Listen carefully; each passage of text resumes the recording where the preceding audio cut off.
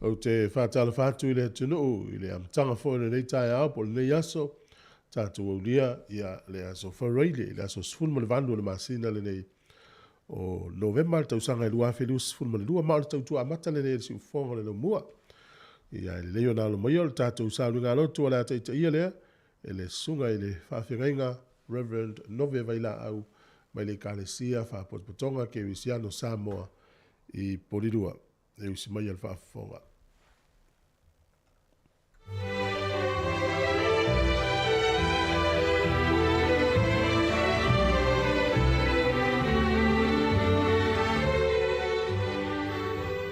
O te whatalofa ma whawhelo i atu i le pa ia malu leo whafonga ai maunga te tele se o i maunga iti e whapea foi leo whainga ruenga whawhenga inga mwhalitua ia mai se whau nai o tātou ta maam tina mātutua o lo ala whai mai le tai au ia ma awai mai e tātou sauninga whale a inga i le aso ma loso i fumaua ma langi mama ai vala watu e o tātou tu whātasi o tau whinangalo ma o tātou loto ma o tātou wanganga ma o tātou tapo inga i le nei tai au te o tātou tapo ai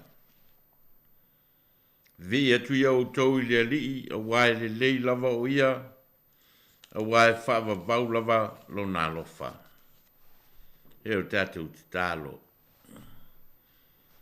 O e lava o le atua whaavavau lo le lei, whaavavau lo alofa, whaavavau lo sirisiri ese, e whaavavau foi lo alofa tu noa. O le a fau o whaalia lo alofa, e na wai whawhangu ina mairo mātou wala i le. Tai au fou mai la mato malo longo le po mavai a stai ono la ngona fanga e tio le nei tai au e na wala fai mai mo le mawina lo sili ese malo matango fie i le nei so fou e fo ina mai sa uni foi lo no mau tangata i le ulu fafo ma le ulu fale ma le whenga i emtiu te mawhaiva a o mato te tonu lava ono lo lofa fa fua o mato mo waile oli ma le fia fa stai ono familianga ese e foa i o mato wola familianga o le tino familianga o le mafufau familianga foi o lo mato wola falenganga dai lava se meo mato wola e te tu lafo ina i mato wai te au wai mai pea ma fa ma malu mai o au anga le lei lungo i matou ma ftai ono nei avanoa matou te si e le vi inga ma le faftai la o fio ma matou falungo longo ai lo fetela i mai e ta pasai na io matou wola vea i pea o fionga e fai masulu i o matou vai ma malama i o matou wala Mateu whaftai o no ala ese moli ai lo finangalo ma u fionga pe o no mateu whao ngai na fōre nei ala leo moli ai pea au fionga au whafufonga ma whalongolongo o tangata whatuatua mateu whaftai e siri eme o mao no le tongi ola ino le tangata sala ma le tau langa tu tasi o saunia la fio ela i lo lava pele o Yesu Keriso o lena maliu ma to so fu manu malo ma wa ye saunia le fa moi ola o tanga te fatu tua i lo malo e fa vau fa tasi mai ye la o fio le vi ingal fa manu ma fa ne tanga e fa vau Matou fatu esema fa maulalo yo matou sema salam vai inga wai matou lava le foto le anga masei tele o matou vai inga tele o matou ele lea ma o matou palpala yo luma a o matou o atu ya te oilo matou tua o e lava o le tua fa mangalo e te anga le lei mai mai e whapale mai lo mātou valea, ma lo mātou le ato toa. Ma vea il maliu o Yesu ke riso e whai mato ngiola mo i mātou. Mātou te talo ma tui nātui lau fio wha moe moenga o le nei aso. Ala whai mai o lo nuu ma te ape atu o le uru fafo ma le uru fale. Fe au mga luenga o whanau fo ia o onga. Ale tapo inga mai tono o mātou fale o mātou mauta malawa. Ia mātou te talo a wai lau e fio. Mātou a mata le nei aso i lo alofi tū noa. Ai mātou whai u foi lo vi inga. Wa o mātou te talo e ala ia Yesu ke riso le li iman whaola. Amen. Pai te wina se upu mai le whionga le atua. O lo whaawa upele tātou whai te wina o tusio Corinito, ma o le tae au nei. O le tusia Paulo le kalesia Corinito nam tau po sfuma le lima.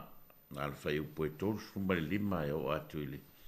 Whai upo e lima sfuma le valu.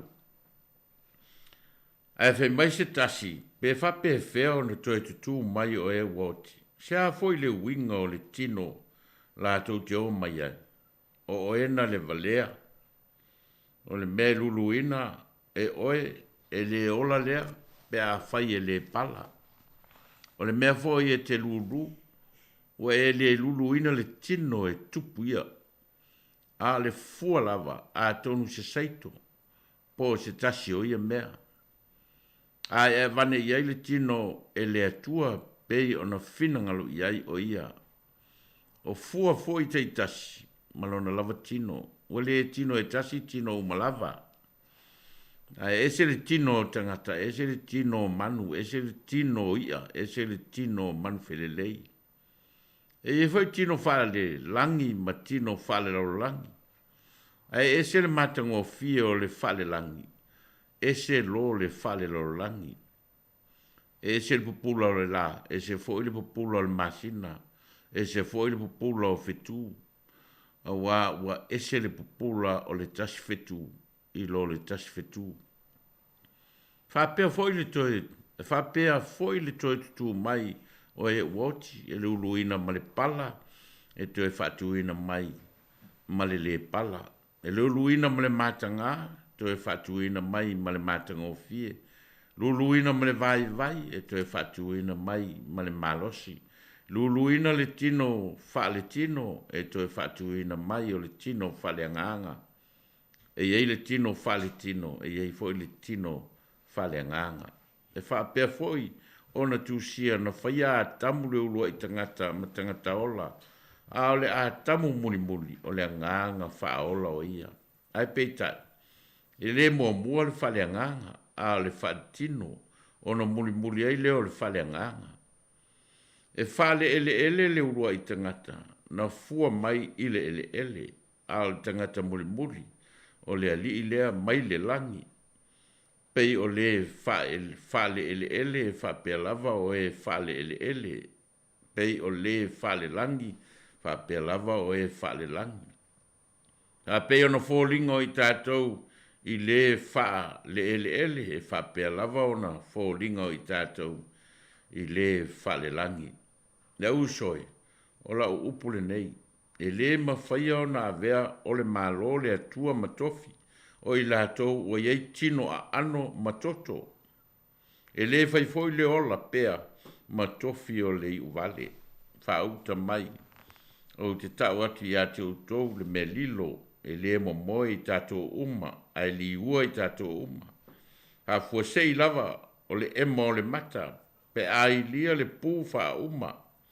A wai lia lava, e to e tutu mai ai e woti, ma le ola pea, e li ua fo I tātou. A wai te tau ona ofu, o le nei tino I uvale, I le tino ola pea. Ia ofu fo I le nei tino oti, I le tino le oti lava. A ofu foi nei tino I uvale I le tino ola pea. A ofu foi le tino oti I le tino le oti lava. Ona taunu ai leo le upu o tusia o whao matia le oti i le manu malo, leo tio feo i eilu tui. Leo tio feo i eilu manu malo. O le tui o le oti, o le angasala lea, o le malo si foi, o le angasala le tulafono lea, e whaafetai le atua, o le ena te foi na mai le manu malo ia te i tātou, e ala mai lo tātou wali o Yesu Keriso, o le nei, o uso pele, ia outou tu mau ma le whangaitia, ia alualu lo outou whamalosi le ngā ruenga le li, ma le lea unoa, ina outou i loa, e le se mea whaale au ngā, lo outou tauti ngā i le li. Whamanuia mai le nganga le atua i le, whaitauina o nā fionga mai e tu mau, ia te ielo na lava vi inga nei se ia o le whaavavau. Hia whao ngā ina le, whai upo tōru sifun le valu, se vaenga o le whai upo tōru sifun le valu, au mai eni mawhauwhaunga whale nganga mo i tātou i le, nei tae ao. Ai avane iai le tino e le atua, pei ona fina ngalo iai o ia. Ai avane iai le tino e le atua, pei ona fina ngalo iai o ia. Te manatu o le tali au pito lo loto lea, i le fesilia tangata Korinito fai mai pe fape feo na toe tutu mai o e woti. Sia foi le winga o le tino la te o mai ai. O le tali au pito fetau i lea. Ua tusia e Paulo. E avane iai le tino e le atua pe on finangalo iai o ia. O fesili nei e pe on fesili ai tangata Korinito. O fesili a tangata la te le o talitonu ina le feau o le tala le lei. E winga i le toe soi fua mai o Yesu Keriso mai le oti.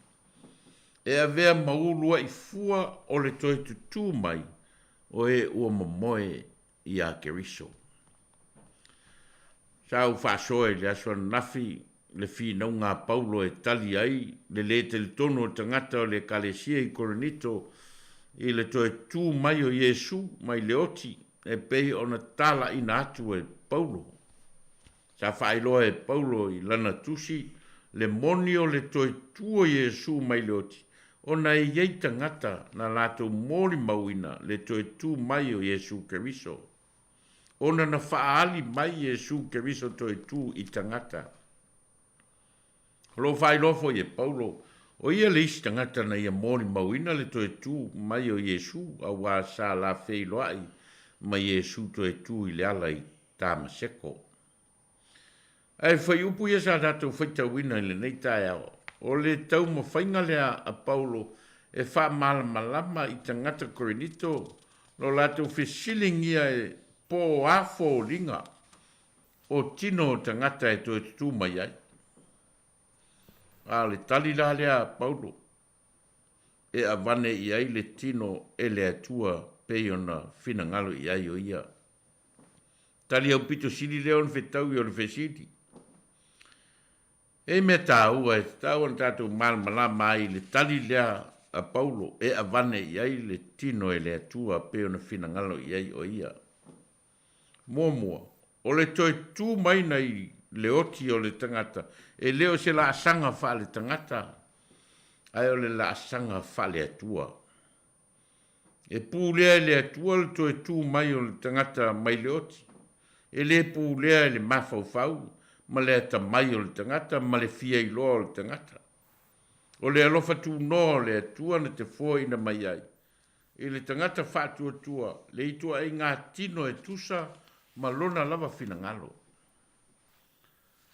Ao in tātou fisilingia, le ata mai ma le poto le atua, ma fuafuanga wha le atua, ma le pule whaito atasia le atua, ona pei lava leo le tala ia iopu ma le fesilingia iopu o le pule whale atua na mafua ai ona o popo ngā ia te ia.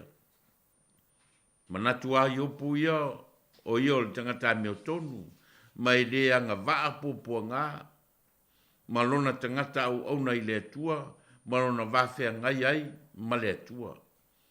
Na iwa i lava ina manatu iopu e si lana finaunga i luma o le atua. A ino wa tali le atua ia iopu ma faa i loa e le atua, lona mana fa le atua na ia fausia ai le foafuanga ma le ngā solonga o mea o le foafuanga. La ngona ai le iopu lona sese, ma lona angasala, ma o fatu ese ai le atua. Ona to e whamanuia leo le atua ia iopu. E ui lava na tau mo whai Paulo e tali le fesili e tangata Korinito e winga i tu ai ngā tino mai ai tangata e toi tutu mai le oti. A ua lava le tali a Paulo leo a vema matua e tali ai fesili e tangata Korinito. A wao fesili e tangata Korinito. E leni fesili e tangata fia malama. Ai o fesili e tangata le fatu atua. Ma le tali tonu i le toe soi fua manu malo mai o Yesu Keriso.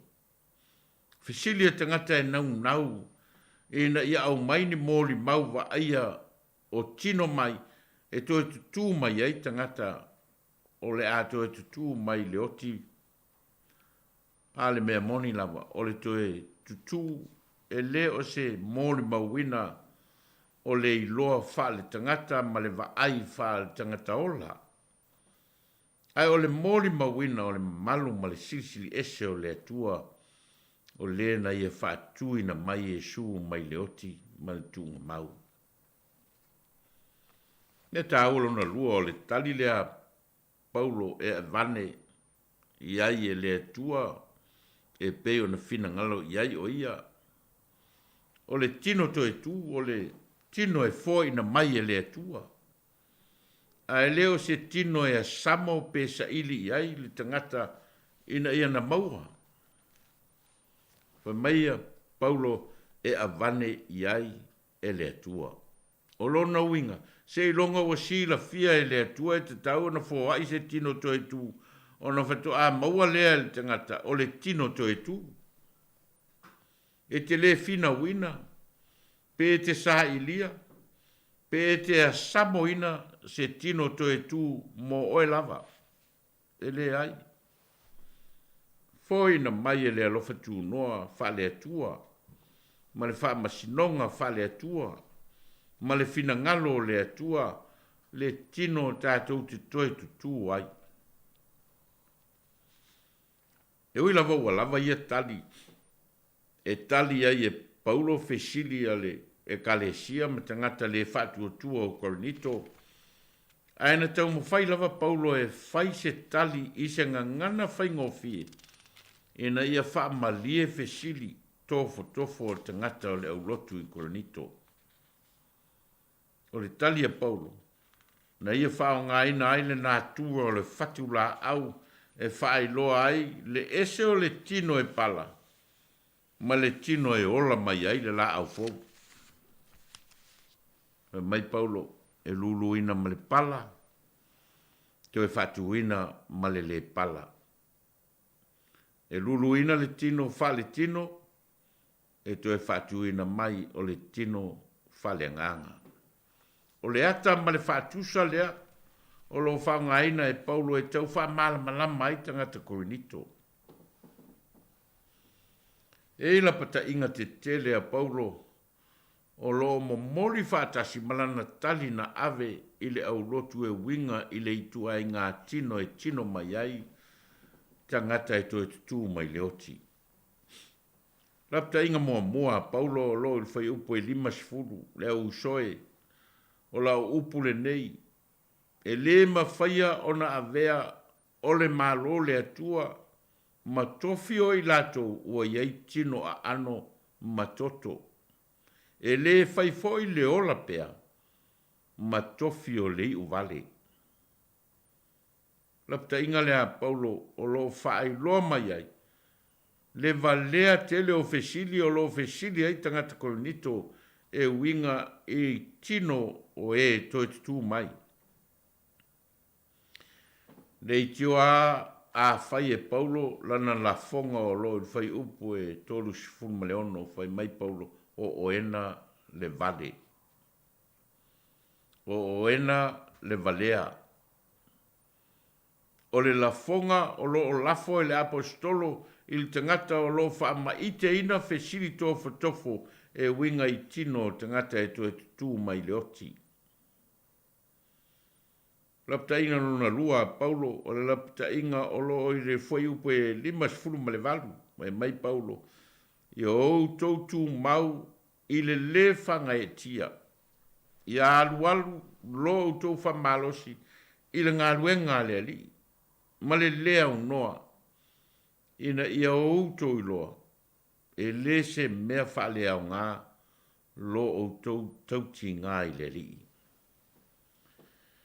E leo whamoe moa le apostolo Paulo, ina ia ātama mai le au lotu i koronito e, wha matala fo linga o tino tangata e toi tū mai. E peitai, o le nganga o le apostolo, ina ia whamalo losi tangata o le au lotu, e o foi nātu lo latu soi fua ngā rurue, mō le ngā ruenga le li. Ma lo latu matua mautinoa, e leo se mea wha lea o ngā, lo latu ti ngā i le li. Tū pe le pule le atua, na te pū lea lo na mālo e wha mbavau. Mana pū lea i tua ai ngā tino, na te foi na mai mole tangata e tū mau le ola whatu tua. A whai o le malo whavavau o sau nia le atua mō tangata whatu tua. Tū lai le atua e whai talia le atua. Ma ana ia inga wha le atua o lona malo. Pau le tiute o tātou o tangata whatu tua o lo tātou wha malo losi na ngā luenga le li. Ma le lea unoa. Ma lo tātou whatu tua e le se mea wha lea o ngā lo tātou tauti ngā i le li. E a vane i ai le tino e le atua pe ona fina ngalo i ai o ia. Amene. E o tātou vi le atua le pese o saunia.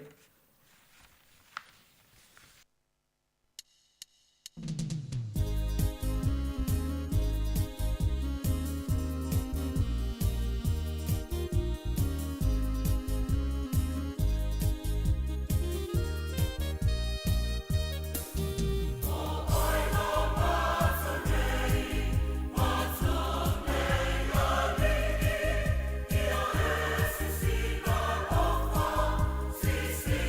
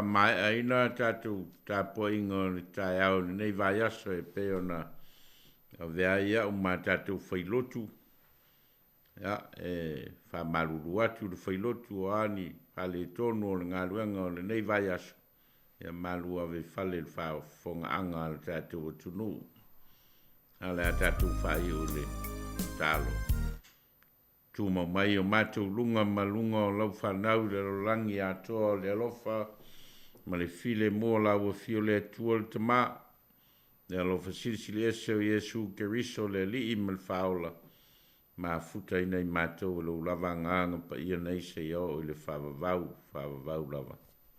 Amen.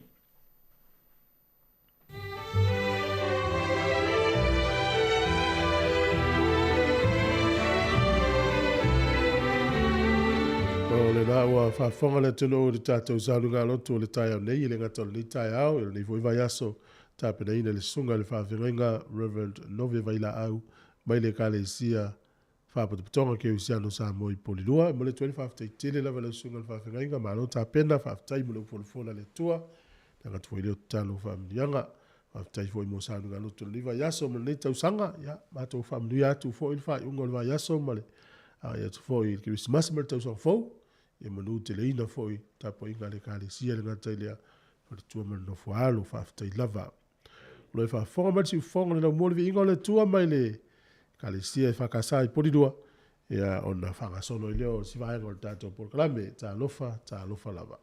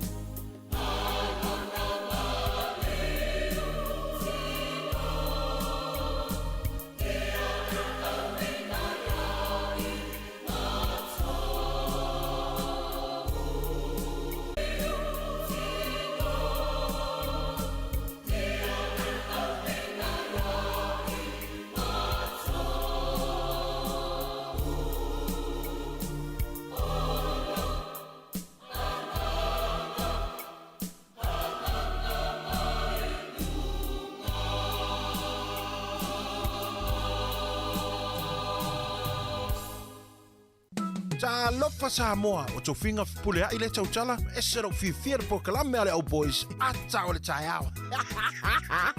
A mata mele afo le fitu so faso i fua ata le tai au.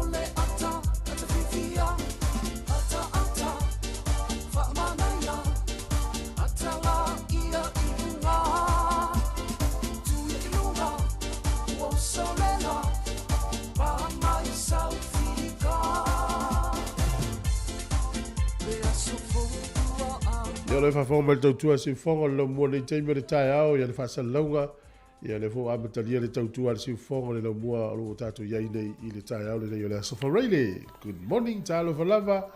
Ia le o matou whilo in sui o tō sa mua. Malo, talo whatu, tō whati ni rei, talo tō wha. Ia, tau whai whamalo ma whatalo whafo le nei tai au. Ia lofa maleanga leo tapa au laki malo se fo malu. Malo. Se fo ile manuia, tai au manuia. Ia le isi. O sau fo o tō tilo mai o le ua tū lau tua wha pepe ia o. Pe ia o lua I le u maltu. Tamata Roma. Malo. Ia lo tatu e pele a nganga o le fia voi. Tatu tunu, ia pe voi le tai au fo, ia. Ngai e tatu fa i ngol vai asfa, tai fo sunga fa fe ngai mo. Sa lu lo tu am tari fa sa lo le tai au. O sau fo tai au ia o le ua fatua ofu mai leo le ta ofu lon mona le ia so. Foi le tate lango I le tatu au. Fai o le ia ele me fai ale pasia tu le tava le malfua. Ai pia va ai mita vale foi le o le o fotu to flon mona pe fa e me le puta vale Sa o le. talo mai ya. Ya, talo foi le. Ya. Au te no, o sta vale na e mai le pu o la e longo mai I tangata le la I no. Foi si le dite no. E sa le mai le iro ma ma ya. Ele iro me ma la le ma ma ya ya. Ué, esse é o puto tava ali. Olha estava ali. Te não confia lá, ele puto tava ali. Peta lua por ele.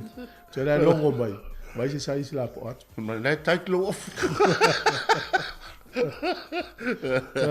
É, mas tu foi off o tamale liki te vai tu ele ni off foi.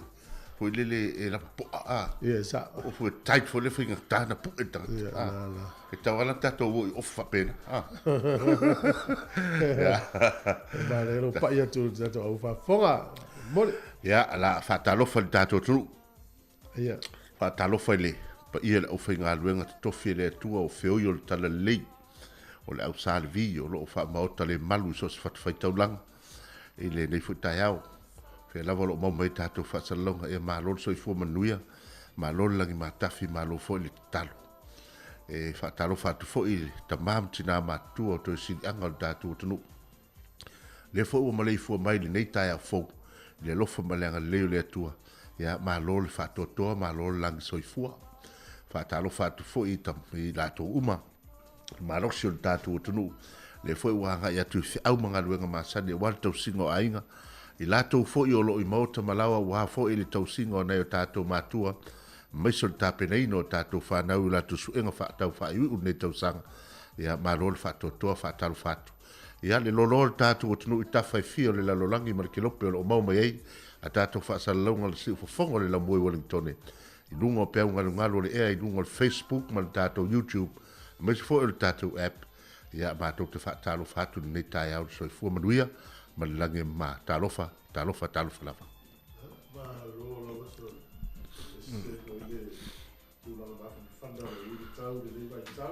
Ia tonu a tau le nei foi ma fana le. Ia ta pena to tele ni usila nei mo fia ngol fa ngol vai aso.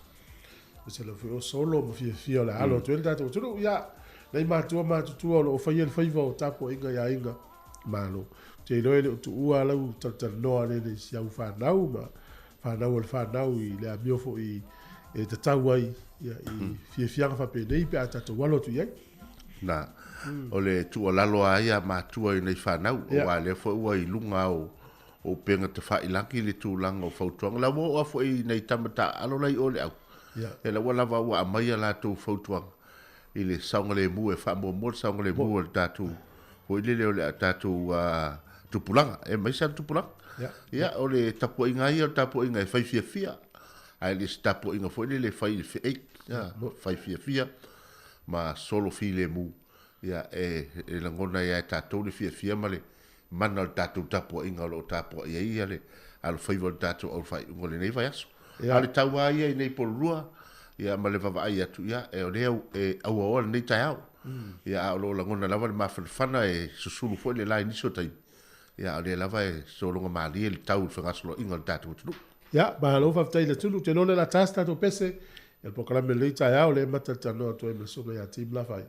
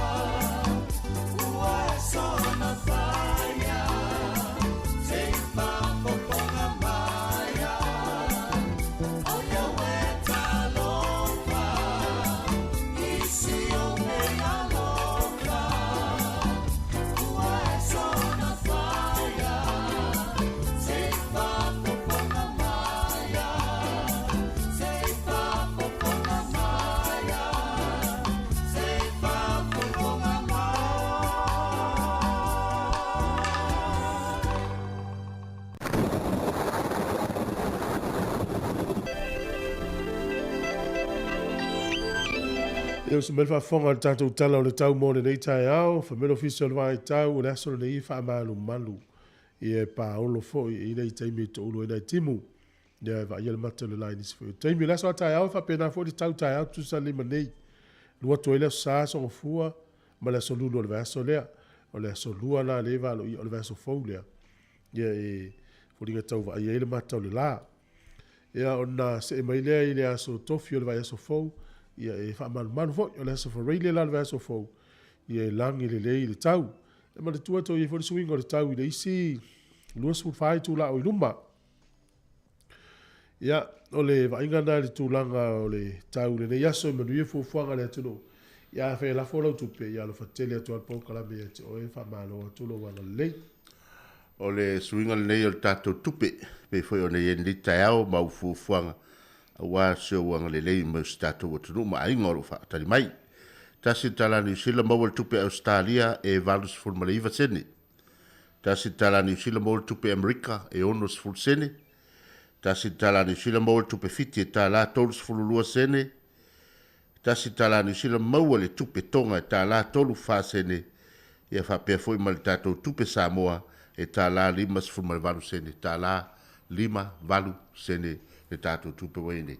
Ia manuia la foi no seleni ni aso. Aftai.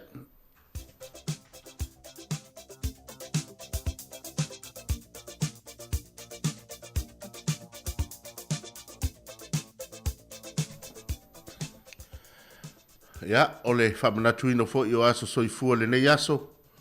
Ia, ua tātou o lia mai. Ia, le aso sifuru ma le valu.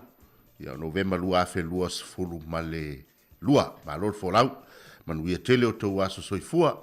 Ia, e mo whamanatu atupea le tātou imeli. Ia, ua fo i whamanianga. Mo aso fo whanau. Le aso whanau at samoacapitalradio.co.nz. Ia, ua la fo ina mai o tau o whamanianga. A le tusile nei. E faa la e awa i fo i leo topa ia ma lo to mamalu ia ua lo to waso fia le nei aso. Mo mai le fata oto o lona mta upo e lua sifurma le lua a le foi upo e faa. O le taui o le faa maulalo ma le matau ia Yehova o le oloa lea ma le viinga ma le ola. O le taui o le faa maulalo ma le matau ia Yehova o le oloa lea ma le viinga ma le ola. Ia, manuia tele o tau aso soifua, a le pese le nei tai natu moto.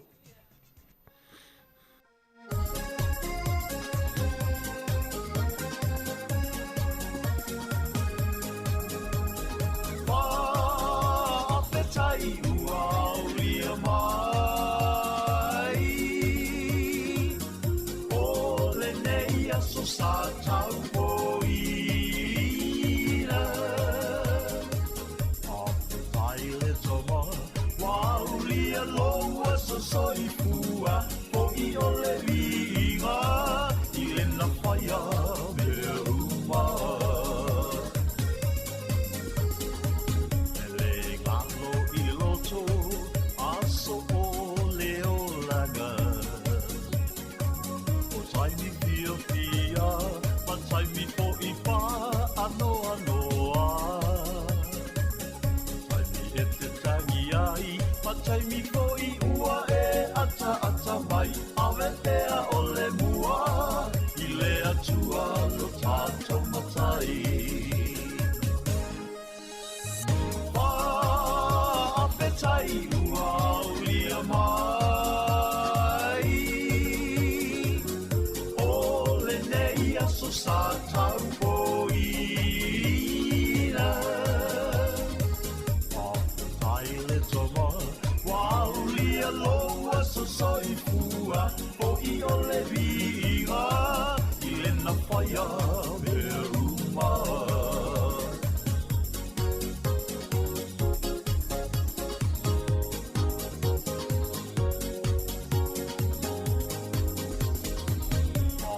Tai mātua, i le la tausinga, ia so a o uititi, o ngata alaga lava. Ai talo sia ia umi bea o sia uola, o te tau sia ai, o lua ia so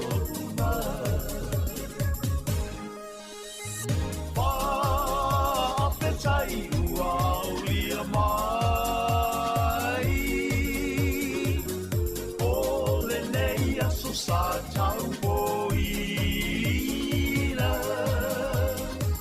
Papatai le toma, waulia loa so soifua, o I o le viinga, I le na whaia mea uma. O I o le viinga, I le na whaia mea uma. O I o le viinga, I le na whaia mea uma.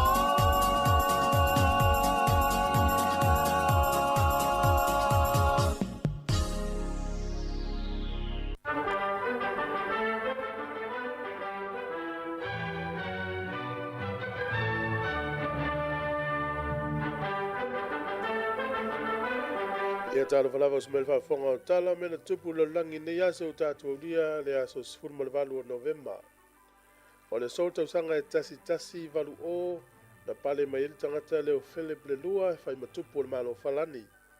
O le sol tausanga e tasi whai watolu o le tangata sua whai a Christopher Columbus.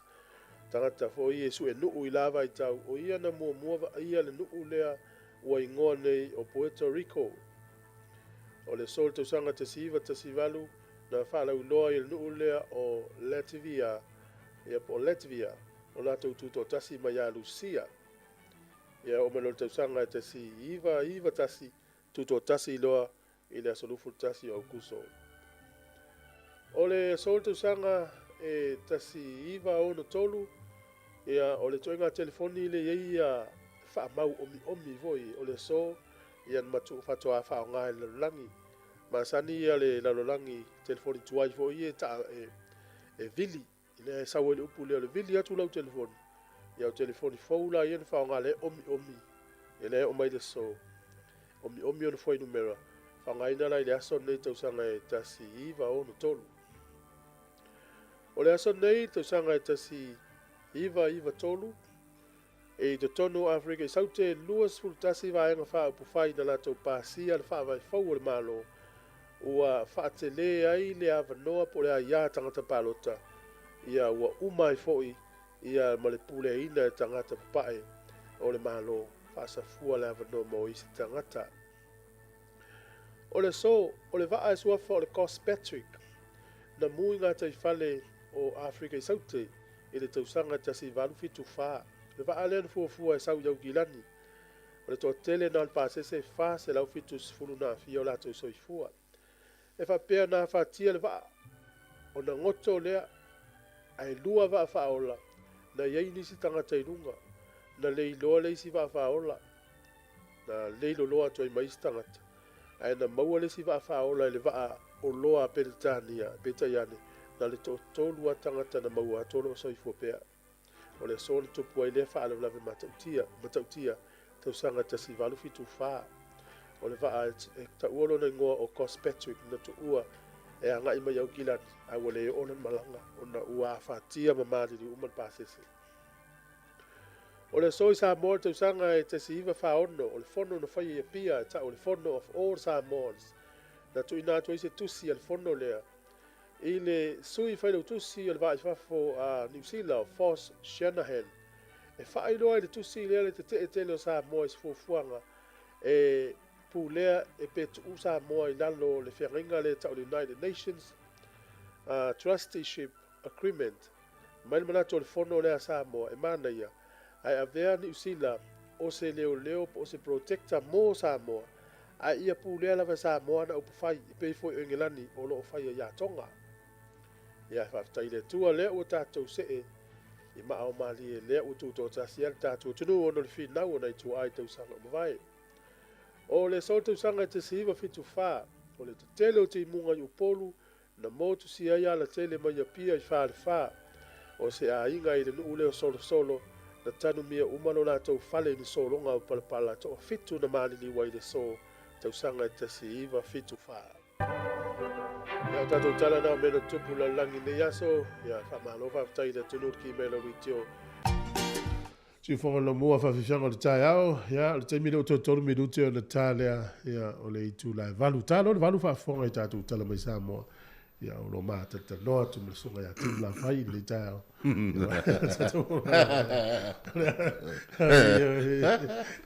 ya tu fa lo nota o joina ma tu ai o le aso as forile ni ya o le fo wa foi le wa usu foi la to fingalu ya pese la to pese fia foi le o mai fai ungol vai io ia la fe wa le por kalame umala to ya po fa pe ni wo man ta to filo ita le stona po nei por fo ya fai fo ro waso au fo le nau ta longa le la sa le va vera sa ya ai misi si fo ngale ainga ma sa no fai ungol vai sa o le tau fa mo le fo ngale ainga on fa to a ga idola ia le fai fia wale tu la ia fia mo sa o le a tata vai le tele o tabiti e manuia i talonga le fai masuio sa moa New Zealand Australia i mele o talonga fa va malo na mata me ola i tio ngale sa fai matua ya o le o le stona ia veta mai ti i talonga le voila tatu mai ta winal temine e o matua veta mai ti o le netball soccer kirikiti o la kapi o la piliki o la va via la stona automativo ele mo le po pe fa pe la stona pe po na nei sa a pe ta la to ta lo ele mo le tamiti ton wala na le uma du ia nei sa mo ni sila Australia na mata me na lo faile ia mele ia mo le 12 fa malo nei matua malava o lo fa ile ngal ngol avio tamiti ta longa ia va vai le uma du ia tele tamiti le wa mo le fio sa mo ta lo wa lalu ana na fima o toe ma fau tata no anga foi le tama i le nu le i Australia Mount Druitt le na foi le na fu ma ia le au le Panthers le wa fu ia le so pe le wa lu ele tolu e so tau sanga so tau sanga tu na le final fa ina so me no le lua malo o fa pele so e se foi le mana io le fa ai ina e vai la i po le ale fa le alo io se no fuanga ma se ai au na tupu mai ni tangata ua la wilo le lalo langi e le ngata i talonga o lisi na pe ia ia leo se o le ai o se ai o taua i mafofo tangata o taua tu amala to lai no foi ia mala to fo i lai la fa auto ta pe o mo e pe o mo to ni ta ya ero ta o to mari ya sa le ya el mele ya to fai sta to tala pe o telefon va ve tele tani le o tal valu io smel va fo ngai tala mai sa mo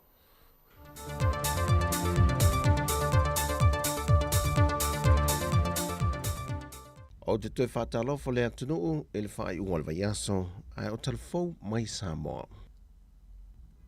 Wa lui ele whiongol te mai tai pāle mea fia mena o mi mta awha tai o malo te tele lololangi e le fontanga malo le tau pulenga sa whaatasi ai kupito le sa whai ngoina o le Kopulus fulfitu o Samoa se tasi le o atunuu o le Pasifika o lo tai mua i tūlanga le whaatino ina leo le whaiti tio a whianga o le tau e le muli ta ia leo ta iala sa whaatala no ina fo i isi fontanga mua au le tai o mai le COVID-19 futwiva e tele ngā yo inga maporkala me whaatino Samoa e tā pena i te te atua i a whianga le wa iei le Pasifika i lona vevela le usi i tia tue nei i le tasi tesi ma le 5 lona mawalunga ma ua tele a whianga ua tūlai mai ai mai ua tele il popolenga li tūlanga le tamau ainga wa whaaluina iei mo le pui nga lewa whianga o atunu uma ai meise i atunu o le Pasifika mai swinga o ngongo le tau. O se tasio vai ngana whaamnatu e le whionga le tamaitai pāle mie le fontanga e lana saunoanga. O Samoa le walu le vai ngalona lua o le tutoina leo la au le si o manga. E na ua mai a au sia le isi foi numera tolus fulwafe na tutoina e le tolu tausanga tua nai. E le ngata o le tutoina o la au mo le si o manga. Ai o le whaititia leo o loa unga e au ina mai le antunu upo plastic.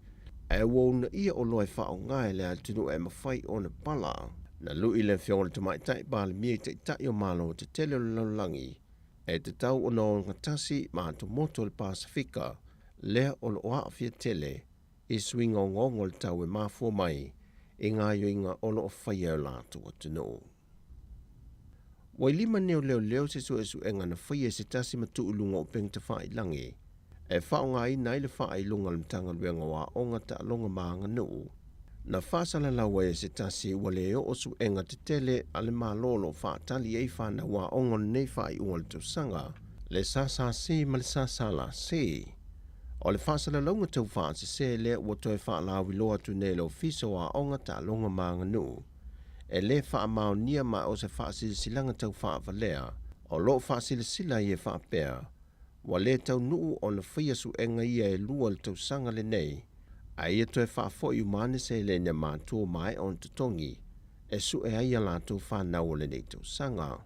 Taruai on o le onga le nei tu o inga wa whaia se tasi e whaonga ai nai le loko le mtanga ruenga. Wa tu i nātua nei limo leo, mō lātou su e su enga.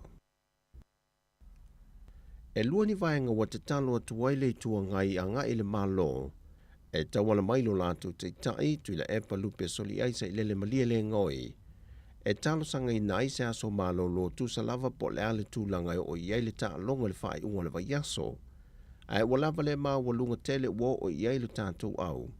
E teo fatu i nai pēr le loto nu o alo matama whanau sa moa. Walo o tau i nai le taua ma o tu ma walunga i sa moa i le lalulangi.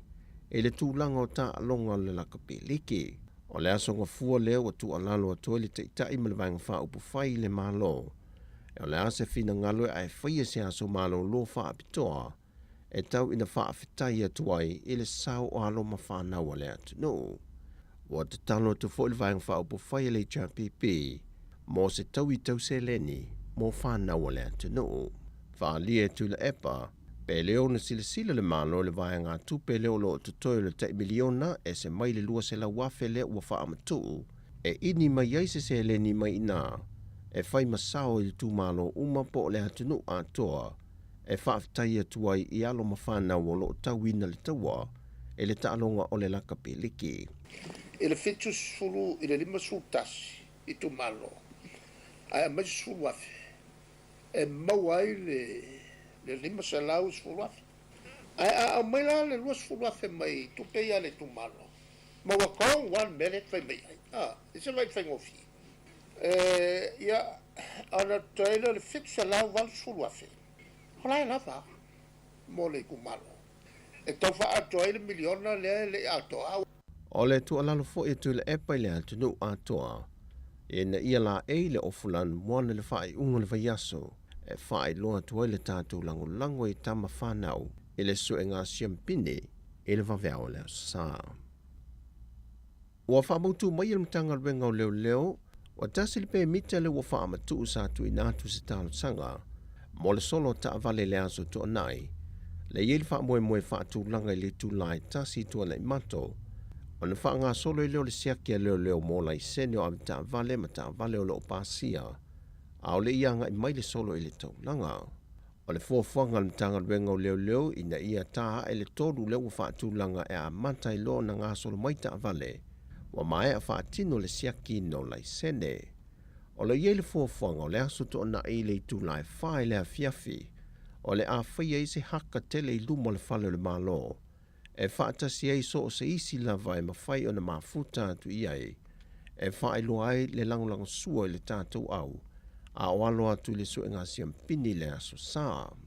E le o tele se vaenga o suia ma le solo ta vale pe o na fuafuina, e na o le tasi se vaenga o wha o popo, o le a iai ma le tama i ta e tau sala sa moa, o le a te mai le ta vale o le a ta i mua mai le solo ta vale, a mata mai tuana i mato sa io o mai ia pia.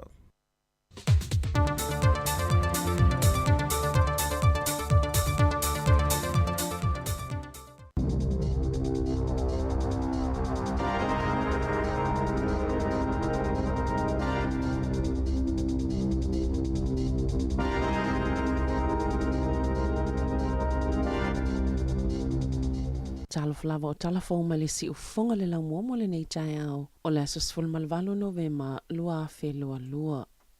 O pa uma walalo le foi numero tangata ni usila ma sani o na ula ma o se foi numero pita ma walalo pe tai wa vavio na si itia le numero tangata e vape pe ula i sikaleti e le tise po le wila e tu sai ma whaamaumau ngala matanga luenga o soifua maloloina. Na whaalia le saililinga whaaletau sanga le soifua maloloina, e na o le 8% o tangata mātutua e ulaula ia sa uma i le luafe lua tasi luafe lua lua, wa pa uma i le iwa te simale 4% sa ia i le luafe lua sifulu luafe lua tasi.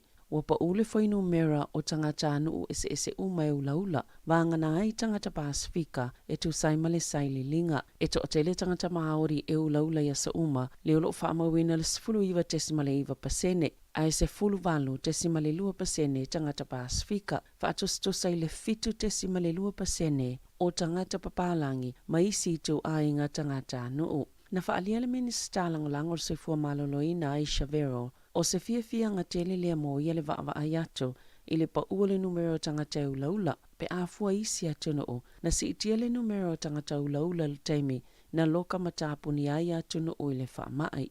O le matati a fia ausia, ina ia o atu le tau sanga lua whelua 5 ua le ini tangata ulaula po o se sikaleti.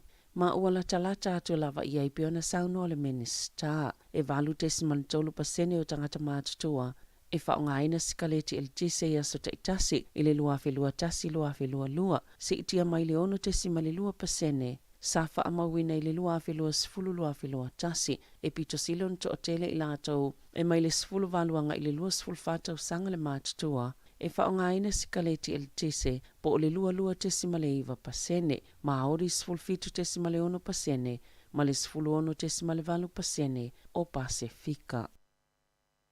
E se fulu iwa pasene le si itanga o tutongi o tangata whaingaluenga le supermarket ya le countdown, mo le lua tau sanga lumanai, o le amaua lau whaingaluenga le si itanga se fulu lua pasene, i le tau sanga mua, ma le fitu pasene i le tau sanga lona lua, petu sa ma le whāta alai le tau lali si itanga o le tutongi, o lo iei fo isi benefite, po o whaamanianga i le mali lianga so o whaatasi mo tangata whaingaluenga, i le uni le first, e au fieni alauni mo ilato e ngā lulue, i le vaolu se fulu i le po ma le tasi le vaveao. E iei fo ise vaenga o livi po o asamalo loe whaapitoa mo whaamai. Wa mataina mo le au whaingaluenga e mawai isi livi whaapopo e le na o le COVID se fulu wiva.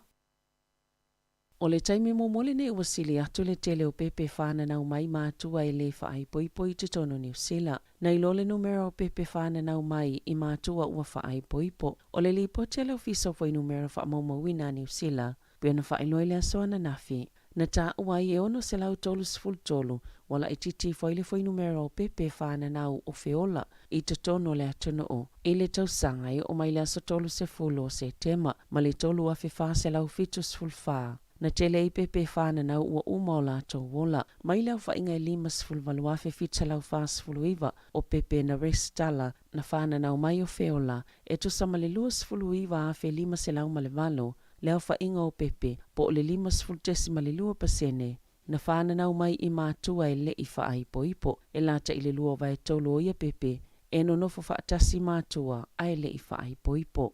O le whaitaua whai o le atunu o, sai le 5 miliona, se lau luas fulfitu wafe ma le wha se lau i le aso se fulo se tema. E tu sa ma le sfulu luafe wha se lau na si iti ele numera pe afua i le tau sanga talwai. O lo wha awau pia na to o tele atu tama ita i tu tono New Zealand na ilo le ito pawa li. 2 miliona 5 se lau valu sfulu tolu wafe, valu se lau tama ita ai 2 miliona 5 se lau wha sfulu tolu wafe, ma le 5 se lau le ito pawa li. Wa moli mawina i whai numera le ofisa wha mawina New Zealand le 2% o si iti ele whaitau au whai o tangata Māori i le tausanga e o maile aso tolu se fulo uni, sful fitu tesimal 5% le whaitau au whai o Māori i le atunu o atoa. Wa sa ilia leo lo whai ele suenga se isi ta avale ele so tangam i le maliu o Craig McKelvey i le aso sful whao o kitopa na maliu le atamai 5 lua tausanga le matua. Ona o se whainga whao 5 mātu ia te ia na tupui moera i loa hati le masina talwai. Maulo sa ilia leo se taavale o le lua afe ma le wha Honda Odyssey lanu liuli. Ma le laisene o le JCT valua tolu. O le taiminei o le osa ilia ni wha amtalanga e winga se taavale lanu moana lua afe ma leono Mitsubishi Outlander masaya i taavale i lua ila sasful whao ki topa. I le vaenga na tupo i le whaalavlave, mai mawhai na wala au le tasi o 5, po le Crime Stoppers i le ovalu se lau 555 tasi. E 5 iwa tausaga o se alii faipisinisi au kilani, sa alokaina i le ofisa o tiute i le taeao ananafi, ona o lona aua i faiga faasolotolafono, o le aumaia faananā lea maitonga o ni tapaa, ia e iai le talitonuga e o atu le tasi 10 miliona tālā le tupe o lafoga, sa leʻi totogiina. Na tāua i soʻesoʻega le ofisa o tiute, na ia le faamoemoe faatauina atu ai e tapaa i maketi i totono Niusila. E mai se lava i tangata Pasifika, masana nā mai totono ni uta o loa i le masino Novema, lua awhelua tasi ma o ke topa lua awhelua lua, sa amataina le ofisa o tiute se suesuenga, ini tapa ai whaasao na au maia o nei leito sai malto la fono mai tonga, ile amatanga o tau sanga nei, ina ua mai ale nao na tau fiele la taile fase lau 5 kilo kalama, o tapa ai le masino o Novema lua awhelua tasi, whaapea ma reporti mai tangata o le atunoo. Sa ta waini whaata wa inga whaasolto la fono o tapa a mai tonga. Wa ioe matalia ele malo pe ona whaalia ile asoana nafi, e moni ele o manuia onga tamaiti, ia matua mawalunga matele o lato mana onga, mai tamaiti umai ta ito ofito lo o mawale fisosoani, male lango mua lato wa onga, e tusa male to tolu mai le to ofito, lato tele o mawalea fisosoani, ma o se tūlanga i lelelei, pe ona sano ele minsta lango a onga chance neti, na whaasidisila ele minsta e whaapea, o lo ngā luluele malo i le whaungo se polo kalame fau. E sili atona tala whianga i e lango i nai whanau e pito sila o na tele o lato mana onga peita ai, ele i amataina le taimi nei, mai silia maleono masina le umi, whaato ati liva, pe whaatino. O le taimi nei tu sama le 5% o tamaiti a onga, e atangia mai le matua le whaamalia ina o lato mana onga, inisi o taimi o a lato wa o onga, a whaanumera, pe tu salema le 25 afe tamaiti, e misi le avanoa mo le lango lo lato mo omia ina ia mawhaiona alo lato mawhauwhau le a onga, e me se fo i o tamaiti la i te tutonua o a onga a mata.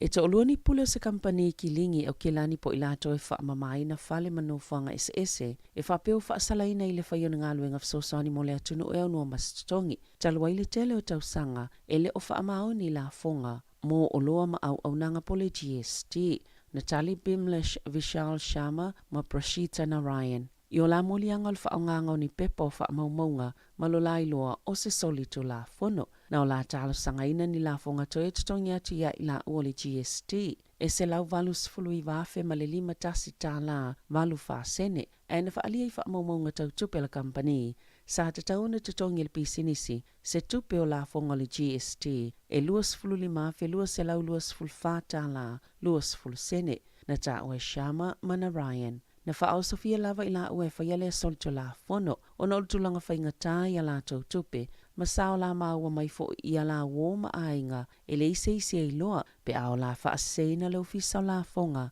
e ala i le whaatumunga pepelo o tupe, e te tau na toi maua mai le GST. Ua mai ona toi tutongi, se vaenga tele o le tupe na o la mawaina whaasolto la fono, ma sa whaatonuina i a tutongi le tupe a toa, e ta ilimas fulta lao le a tutongi i le vaiaso, e whaamai ai le vaenga tupe, whaatase ma le whaatino whaasalanga o ngā luenga e au noa ma se tutongi. E to oluas fulwalu ni tangata o lo taumawhai whaatu se matatia, ma whaamawina le Guinness World Record Book, mo le taimi pito silo na umi e whaawawa i le malo lope moto, le whaanga solonga le taalonga soka, i se umi e whaase fululima i tō la, mai amatatu i le so, i le ito la e tasi le awauli i Wellington, o lo taumawhai su ani tupe, mo le whaala putuputonga, o le More Than a Game, e ave ei tupe e maua mai ai i le Camboot Friday. I se whaamatalanga le isin whaatuina le More Than a Game, Graham Matheson i le Morning Report sa ia ta ua ia ta i whai tū la i le au ta alo i lungo le malai. I tutono le nofanga o le awha i le wha moe moe e ta i wha fo i tū la i malolo ai o le ai e fo i tangata i whaita wina le au wha inga o sikoa. Ma e le malolo le ta alonga i wha ngā solopea se ia mai a le fast fulu 5 i tū la. E le tau mate o le whaita wafe le au wha inga o sikoa o le ama whaiona maua i le tau mawhainga. I whawhata New Zealand, wa amatona vaia se vaenga to o tele o leo whainga luenga le Amazon, mai ona tūlanga tofi mawalulunga. Ma o se tasile o company whaateko nolosi, o lea fwoi ua whaamalo o loa na au whainga luenga.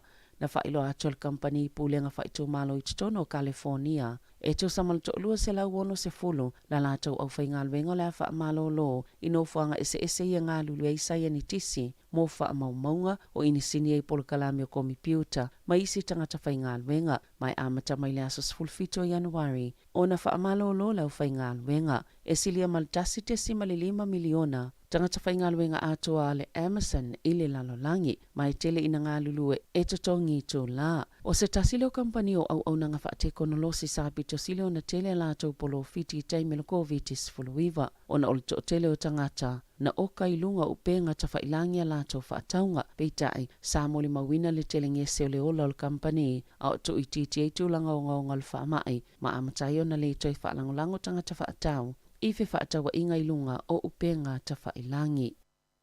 E lua ni vaenga whaaptoa la tola wapil tapua inga to Samuel o Kilani Saute i le whai unga le vaiaso e tapua ia le taalonga alo matama whanau a le atunuu e lua ni whaatasinga te tele u fofo inai maangele ma o tara e mawhaiona nga i tangata e mai moina i le taalonga i le suenga le siampini le vaol toa Samoa ma au se talia. Wa avele toa Samoa ma au Pasifika mo moe o fiato i se suenga o le ipol ta amilusanga o le lakapiliki a le lalolangi. Tala whauia ma le si ufonga le lau mua mo le nei vaenga o le tae ao.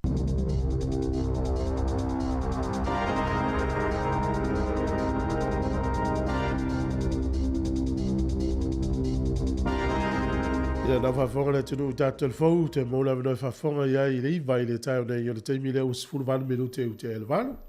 Ia, e isi a onga o le mano lo nei a latou wa onga i ono niso fufuanga whale a onga.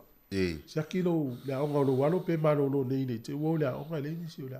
Na, ia matua fo i a tupuni fufuanga whapea ale poa ale a onga ma le whai a onga i ale note mai. E ale tusi mai whailua mai matua. Ia sia kila wa whai tuta mai, le isa wa onga nei ma. Ia te ufa, ia li folo e nofo. Ia e ono le, o li sia onga le, li sia onga li na le tuai fua ma sia onga. Le whaile a onga, li sia onga, li sia onga, li sia onga. Ia, e tau na siaki le tātou matua. Ia e salangona le nei, o le a te nofo mate skoal tālonga. Al pawa mele, tat vitan noi, le mai aso ato. E te ilo e, o ata wale e tele o tala fo sa o linga sau nei. O lewa 5 miliona, o wama 5 miliona lea wha inga o tatakata New Zealand. Ala e matua i tele a tama i ta. Nei loari. Io, 2 miliona varu se lau mo tup tama i ta. Fia 2 miliona varu se lau. Ia na 2 miliona tol se lau afe mo tupu ia. Ele o pāleni. Ele o pāleni, ia. A se tunu a ia e tauana tele i ali. E tauana tele i tupa o tama e. Ole foi na tu la mi Australia il tele o tausa. Tele atu to mai ta i lori. Ele o pāleni ia fu ora ia. Ia le tele ali o le tausa i le maua le tele o tama. O mela na fape. Ale ala wala e tau le isi ele tau le ele lo tai tolua ale tele ia. Ale tele atu to mai ta. Ya. Rono winga o le io sa i. Ya. Ia po o fiu foi. A te. A foi ela ai titam. O ina e fōringa mai, e vave na whiotiri tu paori. Ia wa, ia sa o mea nasa ia i tausanga, ia mo maliu le tu paori, ia. Ia e fuala i le taimine. Ia le wo atu le memory life expectancy o tangata i nuka peo tato Pasifika. Pio le ono sfuru, esa ia le umpato tato va ia tua fitu sfuru. Ia, ia o i whai tau au whai pela New Zealand. O maunu nungu ngāne me o i tausanga o tangata o te wale leili tūlanga o le tausinga o le tino. Aftai le i to mai fu avi fo mai im tato lua o le fafita uli la le tu la i mai umbi o soi fota e mo mia le se wa tu pulanga tausia tanga tamatu ia o te ina la ta ua a tato ina nei pia pule no fole di umbi no tau e te tau nei le se wa tu pulanga i la no va ia tau a fa pela e tele tanga tamatu ai le se wa tu pulanga i la ia tausia o tausia na o no winga la o ta tapa lo i vaenga fu ia le sa ta tala no fu o failongi robots fo e tausia ta o failo ama sini vo ia le e whātontonu e tausia tangata. Pe a whai au o le ini tupulanga e tausia tangata. Ia lisi tupulanga o matua. Wai whapenale. Solo i. E au ai na matua tangata um. Ia e te tau o wā lea wani i e whapea. Sole. Ia ta tene fia tausia o matutua tene lea wani i e. Mena e vai nei Australia. Ia. Lau o Australia le Pasifika e sa ili mele tangata ngā lulu e le vanga le vai tangata matua. Ia. O whape fōringa e le fia ngā lulu e tangata Australia ngā lulu ngale. E lau mai tō fiti lau iai la fu sauni sa mō mai sinu. E awa o le tangata o nāwe le Australia. Ia, o le na, o wape e fōringa mai e musu ale si parangi e tau sispa. A mai lo so i fua savali le iai nei. Ia. Il mol mo fua tasi e Ua mai e il mele il maro siri. Ia. Sauni le ia. Pe ia wai atino paulo mele. Sauni le ia. Ia. Tai le malosi. Ia wala ai fua iai. Ai fua iai li foi tau le tuspai. Ole le i olo malosi le. Ia. Ina no, ole mau ole loto fia ma le ola fia. Ole malosi foi na le loto malosi ma fau malosi e toi martino. Ma foi le ola fia. Na. Ata to vai nei tangata e tele ala to tupe ai ola si ola ka fa no. Ia lai atu ma fau me fia ga ile aso mo aso. Ia ta to la fa fonga si fonga la mo. Ole happy ata to. Fia. Ole fia. Sa o lo e sa o lo whamutalanga wā au ai ni fo ina isi tama matua ia e te vai e siti nale sa e whatala noi i ni tūlanga fo ina ma whila ini ia o le matua i ma losia a la mo ova tu mal vans fotosa se vai le a le matua i ma losia ma persol e ma au fo ina lo fo le tua i nei ti na manita ma ia o le ola fia ole le ia. Awa le na e fafse e fe no ai mai ai atama. O mai ma lo tau tua si la ai. A lo fatu ya tu foi ma tas. A pe oi so tua. Fat ia a lo fat foi ma tu i te. Le vai lau telu i tau e la utala vo ma la malo lo si te me fa fonga mai. Awa la ua vai la ua ona tono rutino. E ala i aisa ma ruana o le tapa o pia me o ona so la tono rutino. E whaaleanga i nā i o tō tonga. Nā wape lea nai mai. Pe wape na mai i tangata. Au le lai tit whānau. Ia, a whape la ua tōnu sūtau sanga tata ua mai o no mei na lau ia so i o tō asu fitu su wono tau sa. Ia. Wena te leo le whale tō. Ai o leo langa o aso whaiso. E tauna pā leni le lei. E so sohani fo i le wha umi mele so i fua tangata. E leo se mele lei le mele le mai o le tamapo le tina le lai ti tamaiti. E whaanoa noa i o tamaiti. Sa. Lui tau foi nai mo tama ia po tina fo. Awone i mauolo wa inga le ola whanua no tamaiti ona mai seisi o lua. Nā fua mai lai mea ona i o lola. Wa ta ual vaenga leo le whaaleanga ino le tino i vaenga i. A len sau nei telefou sa wali. Le tūlanga foi le afianga le waitanga tele. Ili me foi le o sui el tapa. E wai eo ese mai le tapa awa ane, eo ese mai skaleti awone i te whakaina. Ai a mai tama lea e pea wa i le aso le o le foi o le tavale le aro le tamale te whapusa.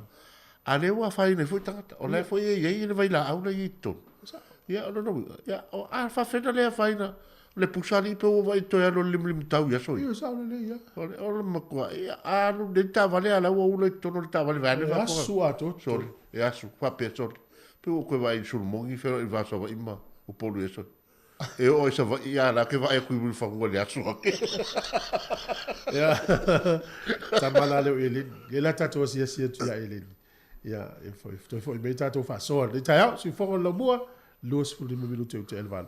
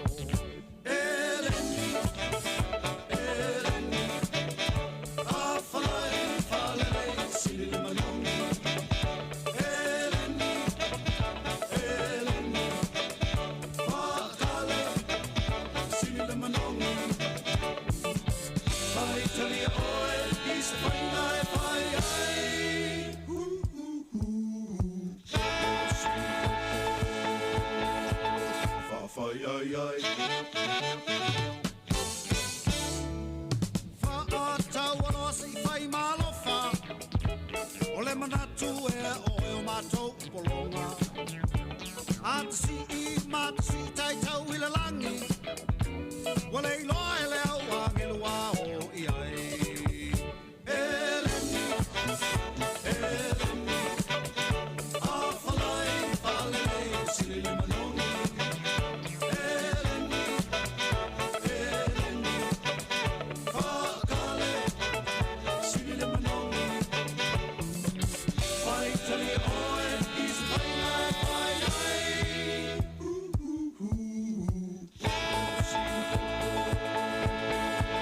Whawhai ai ai. Ori masima whawhea mapua. Ele ngatai le tau ngatai I Osaka. Tau mamawhai nao leo mamafa.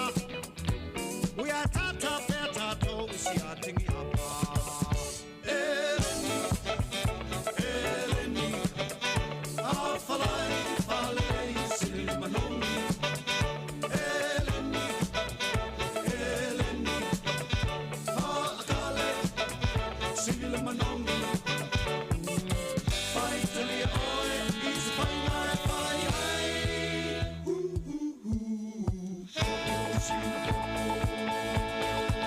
Whawhai ai ai.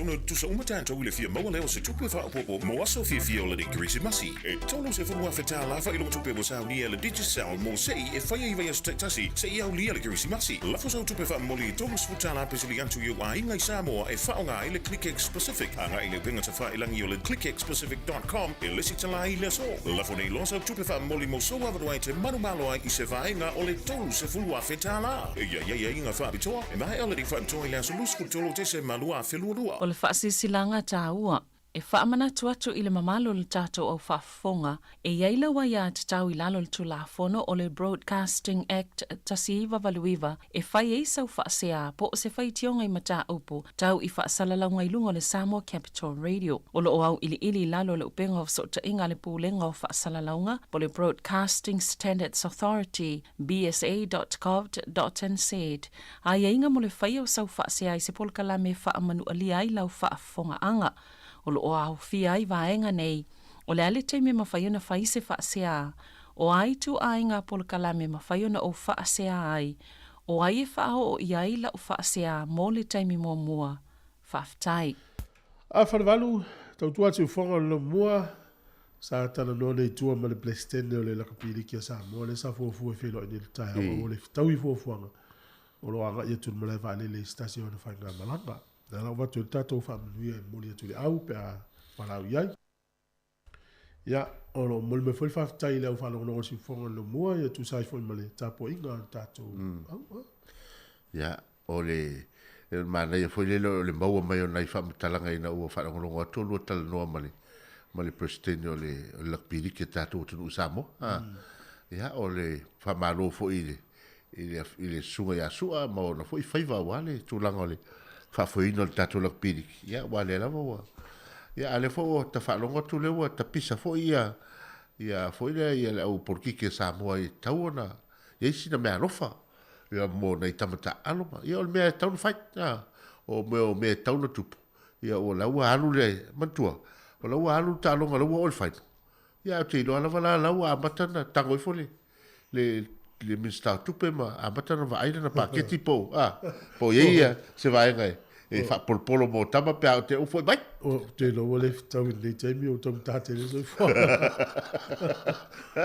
e se tupe fa ga mo me va pe sa un covid alu no mo tau le o langa i talu i tau ala fai o ia o le pa le ni mai le tele o me ia te lo na tami te talo tato ia i lo ma fo se tau o lo ton uala e o le lo ton e se le to nga lo ton i awal Pacific e o le na tato tamiti le o popole e fia se fulu a fele ma watu i at New Zealand ma Australia ia o matua paure mena ia o le fia le aventanga vai fai ma ve fu a Samoa ia ile o kaple we ni ia le wa ia tonu pala ma tonu van lima o fa tasi tato tal noa vai mai sau fa so e fa tau ta penanga le tato au ia fe fo le una te mafuta mai fo fuanga to bitu o fa na tunga o ta longa le fa ko vai yaso poli lua le e fa me mo e pe o ta au e na fa la to fo fie nei e a mata mai tu o le wai tangi lua pa i le me fo le market no le lo train station fa la to fie o au ki lani na pe o mangele mo tara na i paka na la o i fa sa la tu sa fo le ta longa ia o lisi vai nga o Christete la vui fa lau Hawke's Bay fa pena. Samoa, le sa uva ai Samoa. O le no mau atu nei telefon. Le mana ia tele o tala ia mai. O fa pe a mata mai le solo le la fai le siaki leo le sotaia. Peri tu lai tolu. Ia ona siaki mua leo ta vale po uma na pasi uma ta vale ni. Ngalwe ngali malo le la ia wa fu atu le fa o leo i. Ia e o watu pe se lau e mo tupu leo ia o toe wala au mai whenga lu. Ia ono o le whainga. Tausia mo la to wataimi.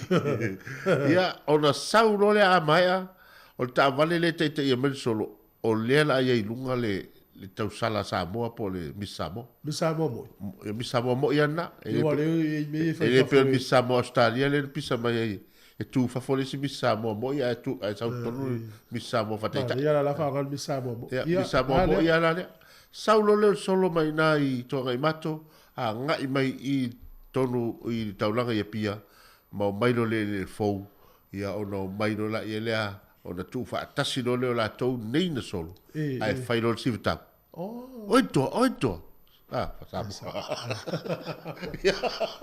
le na la lo no winga ia fa un mai lo la ia ona ta apelo la ia le e oi mate fo le fa tali tai me mate talo ai o le fo i wa le tato fa lo fo tala mata se sana e fo ringa mai e te fo to yo so se solo a sa mo le va vea wa no fa lo tu tala fo mo le so na o le tele e mantua fo ile tapu inga fo ile le ale si ale ekalesia katoliko le fa il tai a o le va vea o a po le e fai atu i muri vai. O tau nei di sia mai i tapoinga. A ua mai mo le solo. A ua foi lewe tau tonu le fai male umartano. E vai e i tangata le mawawha. Tau na omo mua e awe tapoinga le atua. Ia ono mai lola i e lewe ta fai solo pe a umale sa. Ia e peo vaenga na le tapisa mai Samoa. Ia tatou polua. O ne polua. O leo te vai atu o le i vaenga le sota ia mai i a polua. Pe yeisi tangata me fai ona pu e ina atua ma live atu. Pu e atu ia le solo polua. Ai o la tau ia le tu fatasia ia ni vainga ese foi le mai le pitonu ma le pitonu. Ona mo moli le i oi i le au ona avele le au. Le la tai au, le la va pe e po ai o yeisa na camera ta pena le lei e te tau ona pu e le lei le fai ngone. Ia matu i lunga. Ia pe ona vainga na a polua ia loa hat. E le na polua ni tu foi? Ia. Polua loa hat wai nu ia mata. O ia matau tia foi ia wai nu ia mata. Le wil tavalau. Mare. Se fatalo fa de tavalau le wil wale.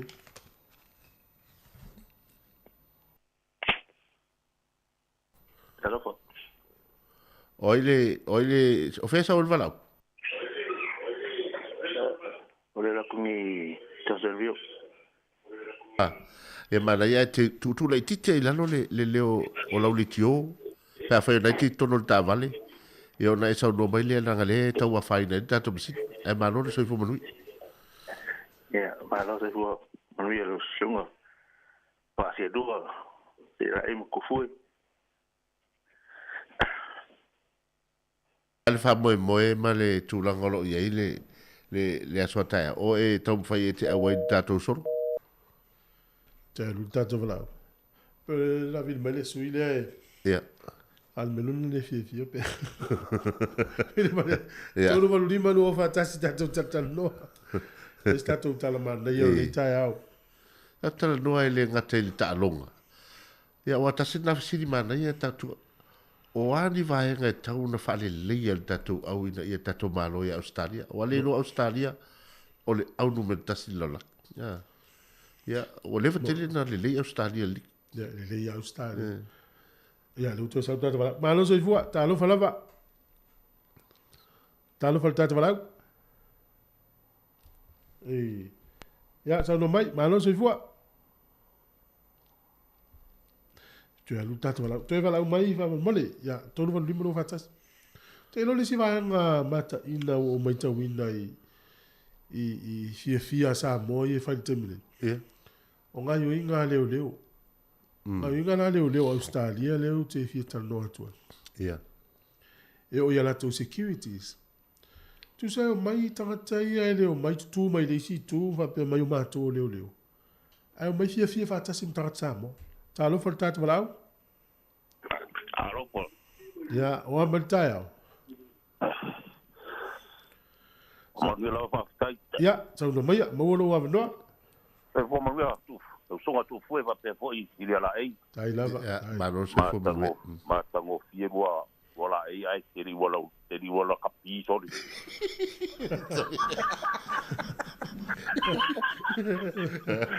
Ia ma pena ni au la kapi o fu ia.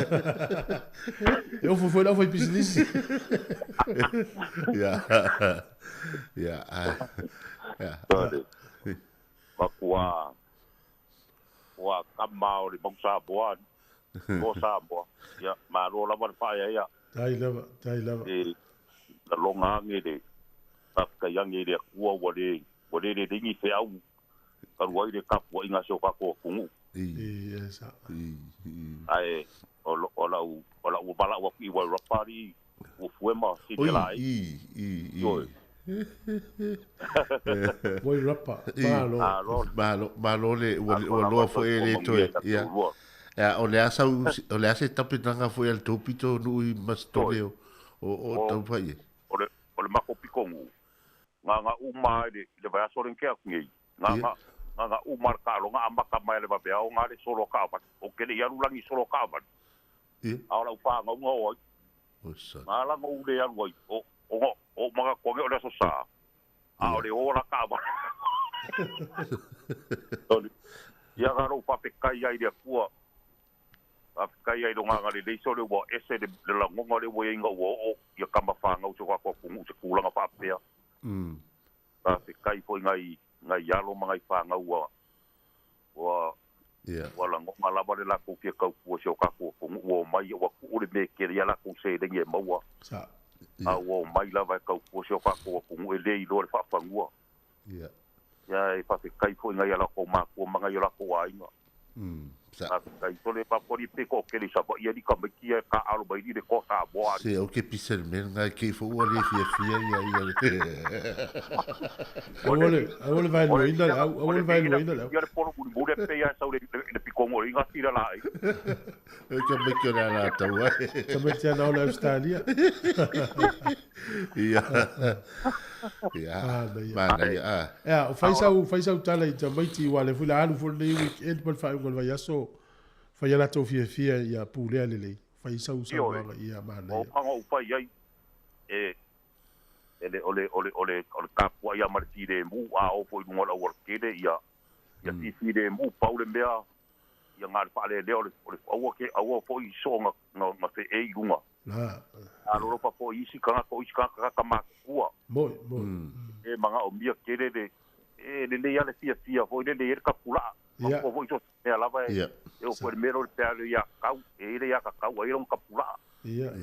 ka kua ro pa po isi ka ka pa penga la pa sio ka ko la nga ba le si me o ka ko ka ke siango Saula. ka pua i mali fide mu pa te kai ya e de kua longa pa malonga le sio ka ko pu e le i lo pa pangua ai wa lu ka upanga pu ke de o joga ko pu ha le do sela wa ke ia ao pu uma kai fia milionga ka mo sa ole ai ala siria e ma o foi ia ola peki ia e se pulu iva Samoa ai pulu kasi ya Australia suyo sukas pulu iva su kasi Mana. ma ko ke ko video ko ya o va so le ko ka ko le o kala le ia ma ola u peki ar ka ko kugu o ka ko gu ale la o le fa no peki ma lo Samoa ia ma e ma lo Samoa tu atua e se lauta na yo lima ai ele pangale be ia ko ya si dira ai anga fo ka mo ka ko mo kule le o bia le au ia va petai manuia fa ngola pe ia boli lo te lato lui el va el vayaso ia ia va ba bia ko ge yaso tai ma bia ko ya ke ulo fa iva ma bia ke le ko ga iwa ai ga foi tai more por carbe makango fie ese de lua au de soli tai lava tai ko to abre le ia so le ia ya se foi ya manuel solo e mastoni ya tai se foi o la foi mai bo me mastoni talo ngari me mo mastoni fa pe a o le mau no le mau o pe vai le horo fe lua talo fa malo se foi luia talo fa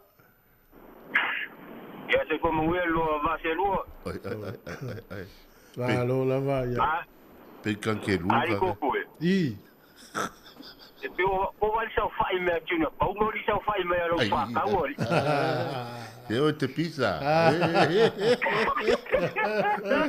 o fa pe o tuna pa o nga o lunga le le ta viu le yo la sa caronga e fiat le tu no tato to fase agora que vai ele faz esse tia conoce voilà ui malo dale ya malo abertaio ya mangue va kai le foi bo lunga fo le wala bangai fo le ya aki nga lu nga yes ia malo ale usi i o se la ngonga le wo ye ke mi ngese pe yo la ngonga kirisi mas sa ole le yo usa pe o le wo sui mai le langwa ngai le langwa i o le wingo ra kala i lunga le wala ngai kusa ku rama le afo ke alu le ngaluenga ia e mi ngai ia ele ai se vai pango le melo ke alu ke le va ai le fu asa mo le lunga ka va e fou le be fou ai te foi la kala le o foi a luenga ile de ko ese ngai e la luenga le fai ko wa so wo no fai luenga ia ele ma fai nga ave ko kon ke le fongi ai ho manga o se ko mo po era ka si leo fiki le ko kon fa pui pui ia este lua ai so lo ama o nga fo sa mo ia o ko como inga ke va ko pisa para langi ma le olinga ia e pisa o to ia ai so ku so karango anga le karango ai me no way ma lo skaria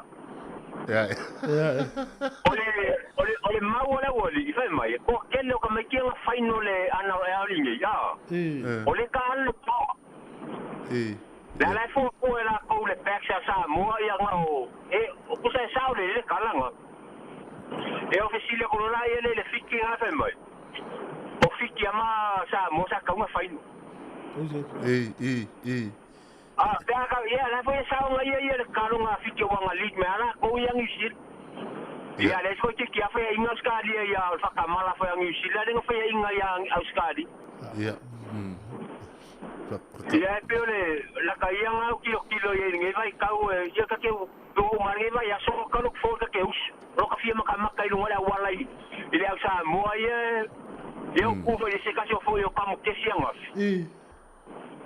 akama ai foi ka nga kali ola o fuara ko ia o di songa le to sa mo mo so le kwa ma ngai ia ngai ka fa ma ro ko ia ia kai ko e kama sele ma ngai le la ngonga le we ngai vai kalo sia ia rape ia o ia fa wa we a we ko e suia Ye koe uko yo ma ko le toa ko ka ui ma voi vange fa funga la kumuia ye le malo ku o te no ole tau whainga se tātou au ia masi wela o tonga o tau ta ua la ka piliki le lalo langi ato ia vai wo i News America o Peretania o utou o mātou ia la utala tala noa i solo ta avale sa moa i masi whainga tonga ia wati li tau ta ua la piliki sa le ia so le ia ma eu foi so le ia le ia ngai foi vai kau ma kama foi wa kau wa vele ngore ku da sa ole le ia ai o ke longa uia e ma ro ia le ia ka ko au ta ka ma fa wa le ia ile kulanga la ko ka alo ia ma fa kulanga le ka le la ko au ke minge ia ke longa uia le ke le swing ole ma ro ia to ya ma la fa la una ta longa la lo sento foi pa pe fa la una ta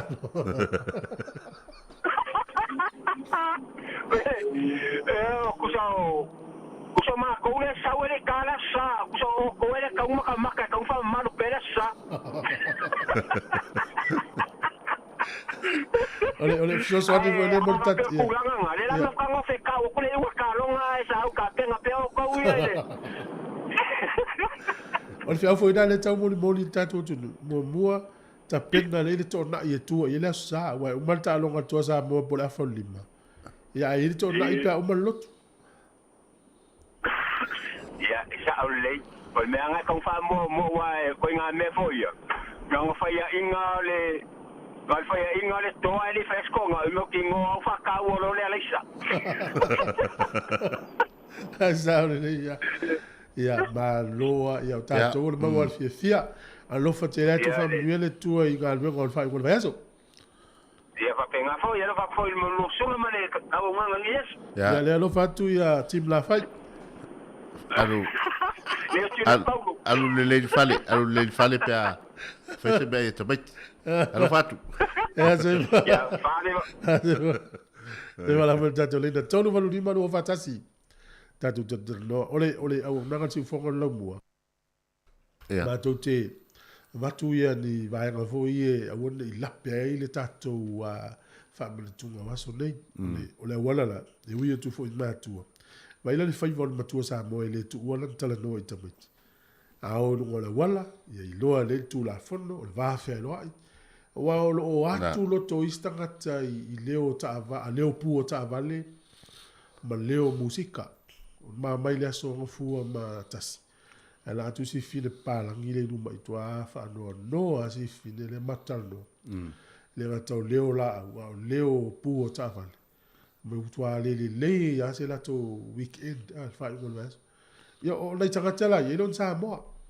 ai o ma fatia la to ia o no ta to mele ia tu la lo to foi ma fa mana to ma tu ta lo del fa na o le me to ina o ta vale no fo ta me ti lungo fa to o le matua apa u ta me ti ia e ta vale lunga o ai la fa no u ma ta to o le tu langa le na ia te tau foi ia la to ia te ta ia ta to sol ia ona ave mo fa poto ma fa fa tua ma lo so fu ta lo fa Alo so pu lo se lua. Ai. Taiao. Ai lava. O bel taiao. Ia ma ngue fa tai lo fo manga le le ku. Ma lo le. O nga go le taiao ia. Ma lo le. Ai lo. O sfia fia. Va po kalami. E o lo se me o ile nga fia ma le nga Ole ko le lengi me o fa ngi mai kai do nga. Donga wo e ku langa le wa ye ka ko ui. Sa o le. Ka ko a. Sa o le ya. Ko le ko fangu mai ka mi fo ile ole.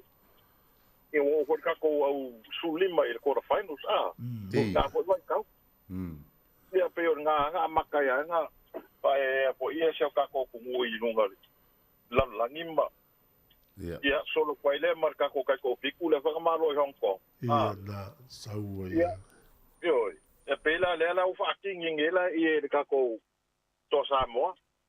o le anganga fi ma le anganga makainga kelo ko ngol la langi nge la pelo lo Samoa iso ka ko mo ka ko wa vea ia lango fo ia le parade mo me fa pengi mo le wa ka ko ayanga Australia la lango Australia esa o ke mga ko la langi ako ala wa lango Samoa ta ole ia esi mea ia o si apopo inga fo ile ai ka cooperate pe fo inga tua sa ua fo ia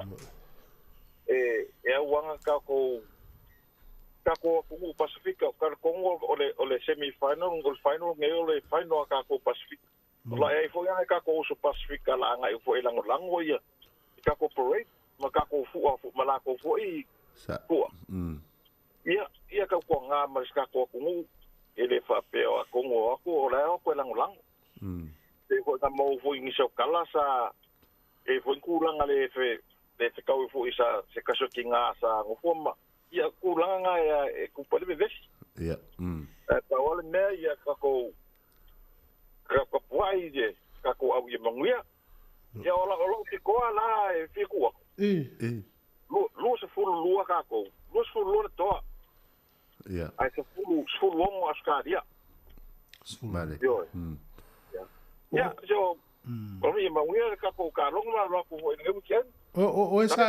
Sa fi ta lo liki au le fa World Cup sia pe. Wai kup mai foi ngai ya sa ngai foi le yungi ya fa wa le liki. Tai. Ye boleh foi ngai karo liki por. Ya we sela melo ngo foi ngai le.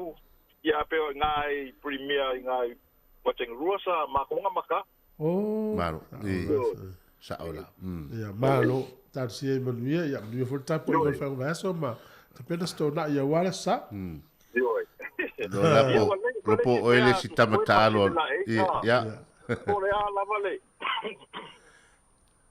vale fa yunga o kalonga ya e manguia pe ya ole waka ko malo sa mo le mon sa do o ku le o fa ka ngule fa o malo sa mo o me ese me lo ku langa lo ye mane lo na ku langa o ka longa pe inga pe la ku langa ya mane ko ke fia ka ko la sa ko celebrate ma yo ya tai to mo lo tu se o ka ka mo ku le ma ku ko wa ka ko kalame ya manuia tapoinga ya so voy a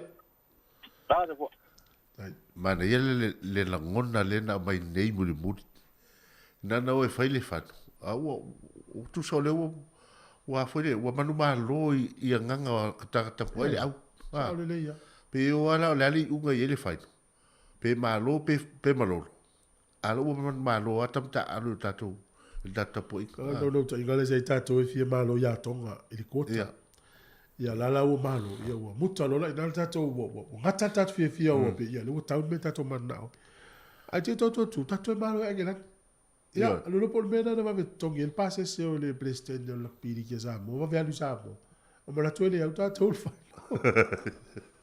o le ala wa sia pini tatou il Pacifica yo ale la su et sampine la lang la solution pe do la le fa la wo de lua sa mo au la pili ki la lang ya to il termine a sa ni la ta al Australia a malo la Australia fatu langa lo fatu langa ya wo si ya o sa mo la na ye ya le vai ngole tala no tau le fie le a solulu vai ngale wa tal no me e pe foringa mai e nana fisu ya yo o tulanga ele ono suwi ya tulanga lo ita tol ti de tia tu o foi o te fesili o ani fa manu yanga mau ele atu o ya lu vanga mo vanga lua o ani ya afianga le mo tama o wa afianga mo ele pe alu sa mo vanga mo o le fili o te Samoa pe o le state of origin pe o Samoa a mara tuala o le state of origin e ta tolu le tausanga o Samoa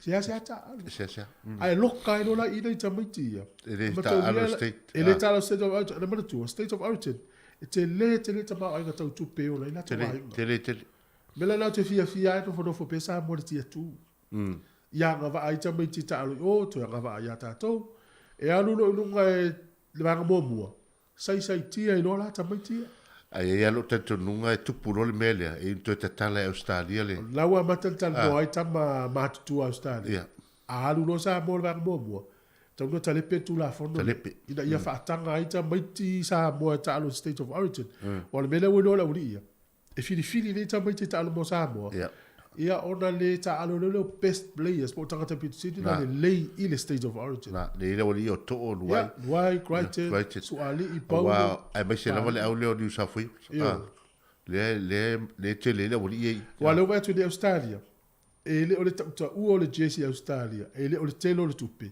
e a vanga ita mai sa mo ta alo mo Australia e le o le loto nu o ta loto nu wale ma fai la to JC la me mata o le fai la to tupi tupi fata ona fa vanga atu no to mai te ta mo stadi ale wo fi o le mea lai o ye e sui de la wanga tu la fon ina ia mo i tanga tele le ta alo stage of origin o al time sanga le di sa fo es ko selan e mo miel ta alo tanga tapito sili da le ta alo liki wa he o i tanga te fe to fia afel malai mo ai tu pe ya mela na le la fe ngai ni mal liki me foi la na le fi o e fa ta o tu o le ta lo le yo te ta lo mo sa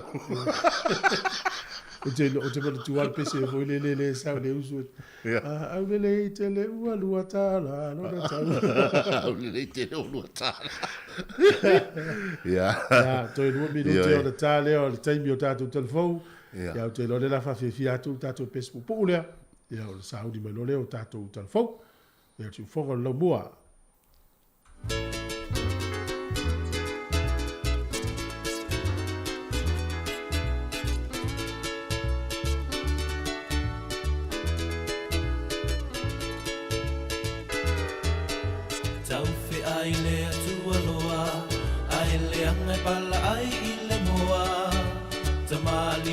Tu fanua ai lo ai ona fua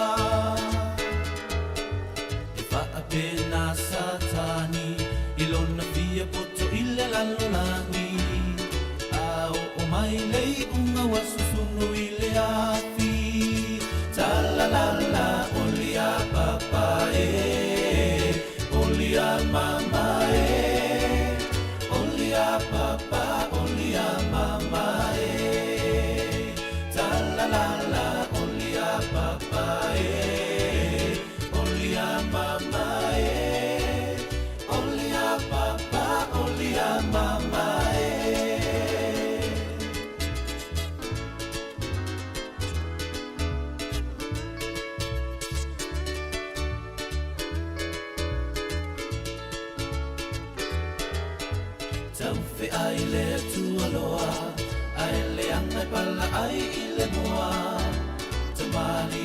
tu fanua ai lo ayona fua e fa appena satani ilona fie poto illa la langi au o mai lei unga wasusunu ile afi tala la la olia papa olia mama olia papa olia mama la la la olia papa olia mama olia papa olia mama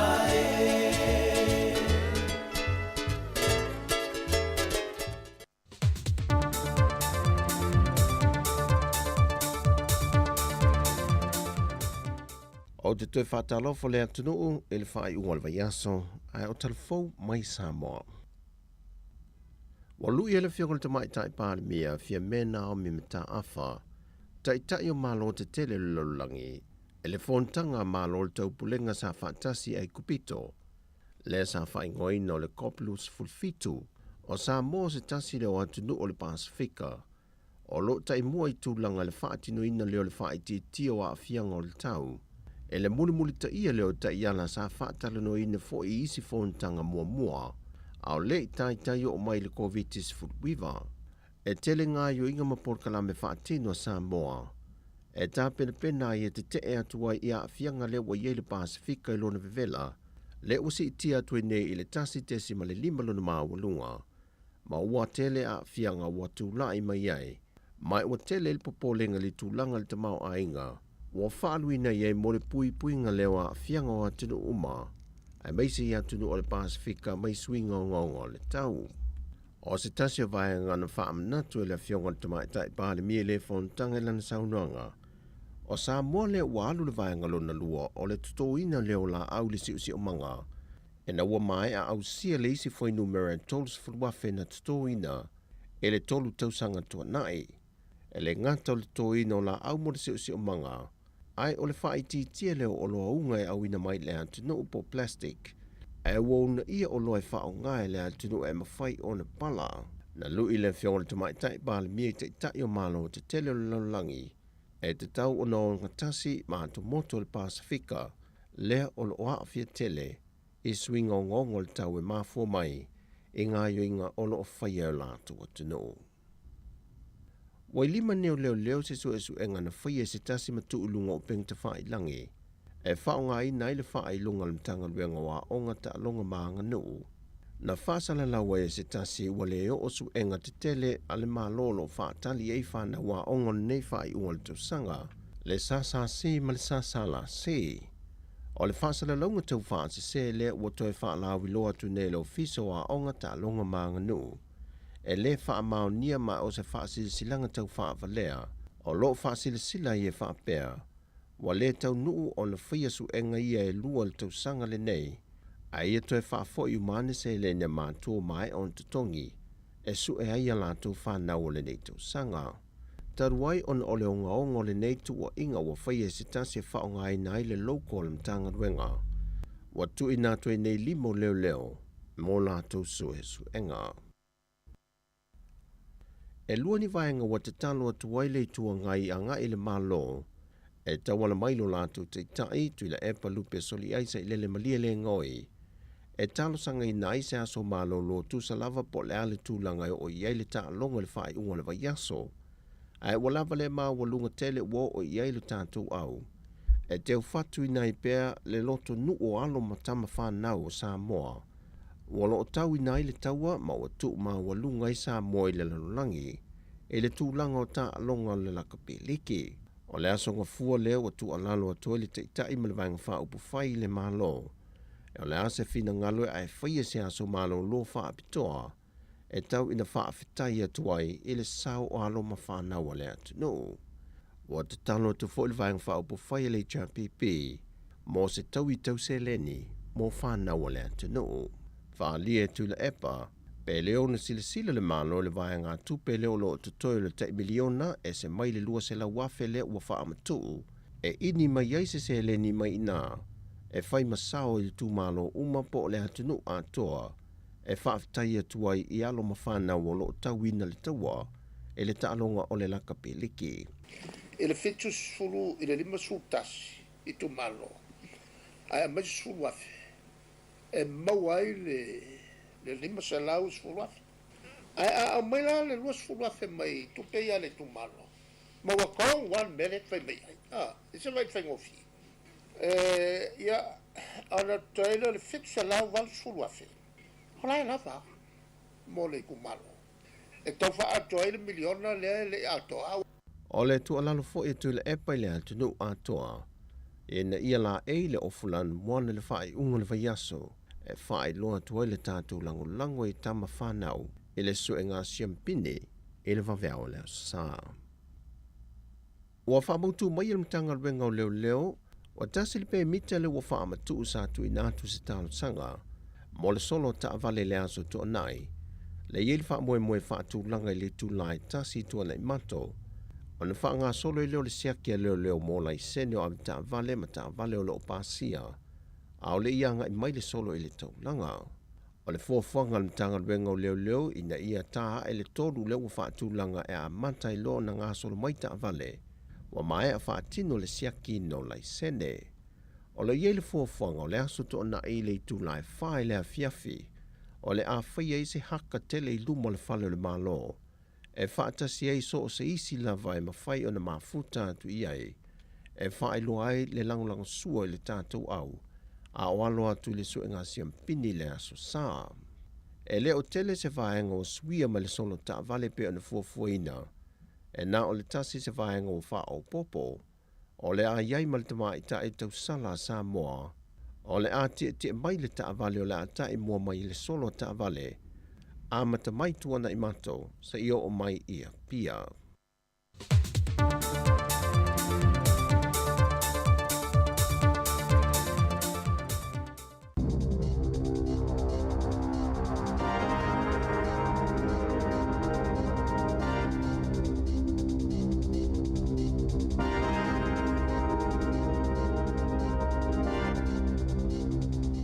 Taloflava o talafou ma le si ufonga le lau mo le nei tai au o le asosful malvalo Novema lua fe lua lua.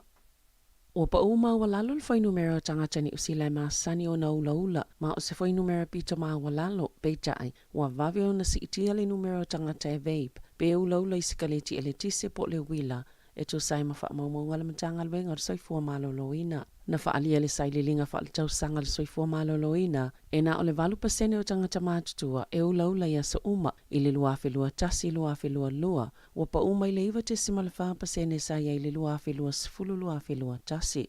Wa pa ule foi numera o tangata anu ese uma e ula vangana ai tangata Pasifika e tu sai male saililinga e to tele tangata Maori e ula ia sa uma le olo whaamawina le sifulu iwa te simale iwa pasene ai se fulu valu te simale lua pasene tangata Pasifika whaatostosa i le fitu te simale lua pasene o tangata papalangi maisi tu ainga tangata anu. Na whaalia le minista langolango se fua maloloina Aisha Vero o se fia nga tele lea mo ia le vaa ayato i le pa ua le numero tangata ula pe a fua isi atuno o na si itia le numero tangata ula le teimi na loka matapuni ai atuno o i le wha mai.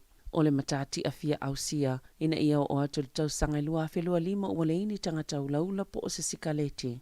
Ma ua la talata atu lava ia i peona sauno le minista e valu te simantolo pasene o tangata mātutua e whaongaina sikaleti el tise ia so taitasi i le luafe lua tasi luafe lua si itia mai le ono te simale lua pasene sa whaamawina i le luafe lua sifulu luafe lua tasi e pito silon to otele i lātou e mai le sifulu valuanga i le lua sifulu whātau sanga le mātutua e whaongaina sikaleti el tise po o le lua te simale iwa pasene ma aori sifulu fitu te simale ono pasene ma le sifulu ono te simale valu pasene o Pasifika. E se fulu iwa pasene le si itanga o tutongi o tangata whaingaluenga le supermarket ya le countdown mo le lua tau sanga lumanai o le amaua lau whaingaluenga le si itanga se fulu lua pasene i le tau sanga mua ma le fitu pasene i le tau sanga lona lua. Petu sama le whāta alai le tau lali si itanga o le tutongi o lo iei fo isi benefite po o whaamanianga i le malilianga so o whaatasi mo tangata whaingaluenga i le uni le first e au fieni alauni mo ilato e ngā lulue i le vaolu se fulu i le po o male tasi le vaveao. E iei fo ise vaenga o livi po o asamalo loe whaapitoa mo whaamai. Wa mataina mo le au whaingaluenga e mawai isi livi whaapopo e le na o le COVID se fulu wiva. O le taimi mo mole ne wasili atu le tele o pepe whana nau mai mātua e le whaai poipoi te tono New Zealand. Nei lo le numero o pepe whana nau mai i mātua ua whaai poipo. O le lipo tele o fiso fwai numero wha maumawina New Zealand. Pia na whaai loile asoa na nafi. Na ta uai e ono se lau tolu siful tolu. Wala i titi fwai le fwai numero o pepe whana nau o feola. I te tono le atono o. I le tausangai o mai le aso tolu se fulo se tema. Ma le tolu a fe se lau fitu siful wha. Na tele i pepe whana nau ua uma o lātou wola. Mai lau whainga i 5 sifulwaluafe fita lau wha sifuluiva o pepe na restala na whana nau mai o feola. E tu sama le 2 sifuluiva a fe 5 se lau male valo. Leo whainga o pepe po le 5 sifultesi male 2%. Na whana nau mai i mātua e le i whaai poipo. E lata i le lua vai tolo ia pepe. E no nofo whaatasi mātua ai le i whaai poipo. O le whaitaua whai o le atunu o. Sai le 5 miliona se lau luas fulfitu wafe ma le wha se lau i le aso se fulo se tema. E tu sa ma le sfulu luafe wha se lau na si iti ele numera pe afua i le tausanga talwai. O lo wha awau pia na to o tele atu tama ita i tutono New Zealand na ilo le ito pawa li. 2 miliona 5 se lau valu sfulu toluafe valu se lau tama ita ai 2 miliona 5 se lau wha sfulu toluafe ma le 5 se lau le ito pawa li. Ua mole mauina I whainumera le ofisa wha mauina New Zealand le 2% ua si itia le whaitau au wha o tangata Māori I le tausanga e o mai le asotolu se fulo uni, 0.4% le whaitau au wha o Māori I le atunu o atoa. Wa sa ilia leo lo whaia le suenga, se isi ta avale I le sootanga I le maliu o Craig McKelvey I le asusful whao o kitopa na maliu le atamai 5 tausanga le matua, ona o se whainga whao 5 mātu ia te ia na tupui moera I loa hati le masina taluai, maulo sa ilia leo se ta avale o le lua afe ma le wha Honda Odyssey lanu liuli, ma le laisene o le JCT valua tolu, o le taiminei o le osa ilia ni wha amtalanga, e winga se ta avale lanu moana lua afe ma leono, Mitsubishi Outlander, masaya I umata avale I lua ila susfulfao ki topa, I le vaenga na tupo I le wha lavlave, mai mawhaia na wala au le tasi o 5, po le Crime Stoppers I le ovalu selau 555 tasi. E 5 iwa tausanga o se ali I whaipisinisi au kilani, sa lokaina le ofisa o tiute le taia wana nafi, o na olona awa I whainga wha asolto la fono, o le au maia wha ananale a maitonga o ni tapaa, ia e iei le talitonunga o atu le tasi tesi ma le 2 miliona tala le tupe o la fonga, sa le I te tongiina. Na ta awe so enga le ofisa o tiute, na iele wha amoe wha atawina atu wa ia tapaa I maketi te tono New Zealand. E mai sela vai tangata Pasifika, masana na mai te tono ni uta o loa I le masino Novema, lua afe lua tasi ma o ke topa lua afe lua, sa amataina le ofisa o tiute se suenga, ini tapa ai wha asao na au maia, o na ileto sai malto la fono mai tonga, ile amatanga le tausanga nei, ina ua mai ale nao na tau fiele la taile fase lau 5 kilo kalama, o tapa ai le masino Novema lua afe lua tasi, wha apia ma reporti mai tangata le atunu sa ta waini whaata wa inga whaasolto la fono o tapa a mai tonga. Wa ioe matalia ele malo pe ona whaalia ile asoana nafi, e moni ele o manuia onga tamaiti, ie matoa maa walunga matele o lato mana onga, mai tamaiti umaita ito ofito lo o mawole fisosoani, male lango mua lato wa onga, e tusa male tolu mai le to ofitu, lato tele o mawalea fisosoani, ma o se tulanga I lelelei, pe ona sano ele minsta lango wa onga chance neti, na whaasirisila ele minsta e whaapea, o lo ngā luluele malo I le whaungo se polo kalame fau. E sili atona tala whianga I lango I nai whanau e pitu sila o na tele o lato mana onga peita ai, ele I amataina le taiminei, mai silia maleono masina le umi, whaato ati liva, pe whaatino. O le taiminei tu sama le 5% o tamaiti a onga, e atangia mai le matua le whaamaliaina o lato mana onga, inisi o taimi o a lato wa o onga, a whaanumera, pe tu sale ma le 25 afe tamaiti, e misi le avanoa mo le lango lo lato mo miaina, ina ia mawhaiona alo lato ma faufau le a onga, e me se fo I o tamaiti la I te tutonua o onga a mata. E to oluani pule o se kampani ki lingi o ke lani po I lato e whaamamai na whale manofanga ese, e whapeo whaasalaina I le whaiona ngā luenga fsosani mo le atunu o eonua masitotongi, talua I le tele o tausanga, e le o whaamao ni la fonga, mo o loa ma au nanga pole GST, Natalie Bimlish, Vishal Sharma, ma Prashita Narayan. I o la molianga o le whaonganga o ni pepa o whaamaumaunga, ma lo la iloa o se solito la fono, na o la talo sangaina ni la fonga toe tutongi atu ia I la ua le GST, e se lau valu sifulu I vafe ma le 5 tasi tā la valu whaasene, e na whaalia I whaamaumaunga tau tupe la kampani, sa te tauna tutongi le pisinisi, se tupe o la fonga le GST, e 25 fe lua se lau 25 tā la, 25 na ta oe Shama mana Ryan. Na whaau Sofia lava I la ue whaiale solto la fono, o na ultulanga whainga tā I la tau tupe, ma sao la maua mai fo I la woma ainga, e le ise I loa, pe ao la whaaseina le ofisa la fonga, e ala le whaatumunga pepelo o tupe, e te tau na toi maua mai le GST. Ua mai ona toi tutongi, se vaenga tele o le tupe na o la mawaina whaasolto la fono, ma sa whaatonuina ia tutongi le tupe a toa, e ta ilimas fulta lao le a tutongi I le vaiaso, e whaamai ai le vaenga tupe, whaatase ma le whaatino whaasalanga o ngā luenga e au noa ma se tutongi.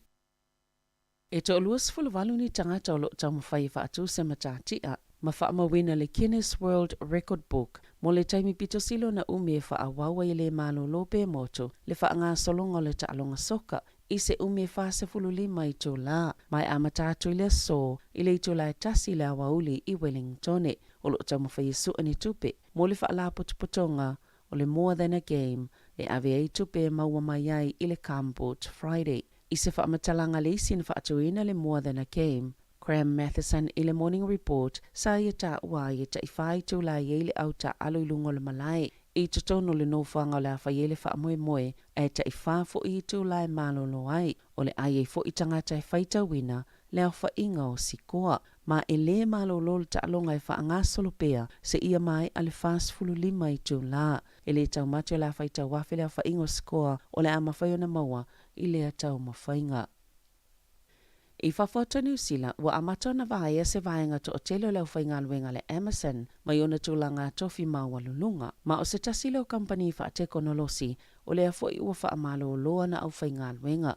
Na wha ilo atol company pūlenga wha i tū malo i tutono o California. E tū samal to lua se lau wono se fulu, la la tau au whainga luenga lea wha amalo o lo, i no whaanga ese ia ngā lulu e isa ni tisi, mō wha amaumaunga o ini sini e polo kalami o kompiuta, mai isi tangata whainga luenga, mai amata mai le aso sfulfito Januari, o na wha amalo o lo lau whainga luenga, e silia maltasi te si malilima miliona, tangata whainga luenga atoa le Emerson i le lalolangi, mai tele ina ngā lulu e totongi tō la. O se tasilo company o au nanga wha te konolosi sapi to silo na tele la tau polo fiti taime lo COVID-19 fuluiva, o na ol to tele o tangata, na oka i lunga upenga ta whailangia la tau whaataunga, peitai, sa moli mawina le tele ngese o le ola o company, a o to i titi e tūlanga o ngaunga le whaamai, ma amatai o na le toi whaalangolango tangata whaatau, i fe whaatawa inga i lunga o upenga ta whailangi. E lua ni vaenga whaaptoa la tola wapil tapua inga to Samwe o Kilani Saute i le whai unga le vaiaso e tapua ia le taalonga alo matama whanau a le atunuu e lua ni whaatasinga te tele u fuafuaina i maangele ma o tara e mawhaiona anga i tangata e mai moina i le taalonga i le suenga le siampini le vaol toa Samoa ma au se talia. Wa avele toa Samoa ma au Pasifika mo moe o fiatu i se suenga o le ipol ta amilusanga o le lakapiliki a le lalolangi. Tala whauia ma le si ufonga le lau mua mo le nei vaenga o le tae ao.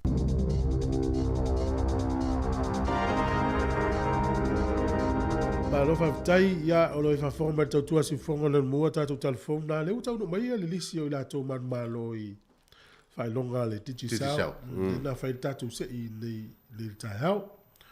O le o man malo i le hawhetala o le tangata o la numela o le o lua tasi. Tasi li maiva, whārua o fitu. Pia lau numela e lea, pile. Titia, e whai ufo le fitua. O lua tasi li maiva, whārua o fitu. Awa pia lau numela lea, o e leo mano le awheta la. Na lafo le tupe i sa moa le telefoni o le fitu lua lima.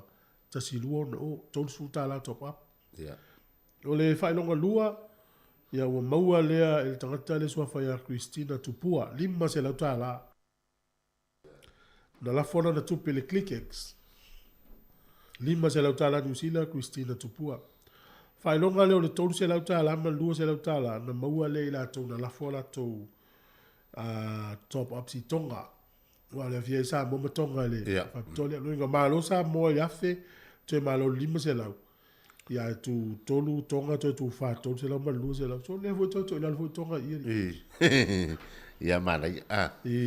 Ia pera whailonga na ni vaso na e se foi la whailonga na vaso lea mana dua feta la foi whaalu vaso lea le na feta la li mo se lau ta la tolu se lau malu se lau ia o le tu na kana we ia tau foi fa malo tatu tapo inga ne aso me se foi anga ia tu tatu o tunu i au ngalu nga masani o ne ngalo ia tatu malu tatu ma fo fo talonga ai ngalo isu nga ne tatu fa fa mo pel tapo ingo su engane tatu fa na ne veaso ya mal na foi veaso ya mata pena to ila to mo tu anga wa ongale e pot se faso se fulu o te sema e tu wa ya onga ya ta pena pe ya tatu fa na ya le ya le o tu na te mi ya o mai a le la tu su enga ya ma vai pe fesili pe po o su e o su e te o tu atu la na su e ya la tu esel mela no foi e vai le fa nga se e tanga tau me pero so tai el tanga tale el fa sa lo me fa nga ile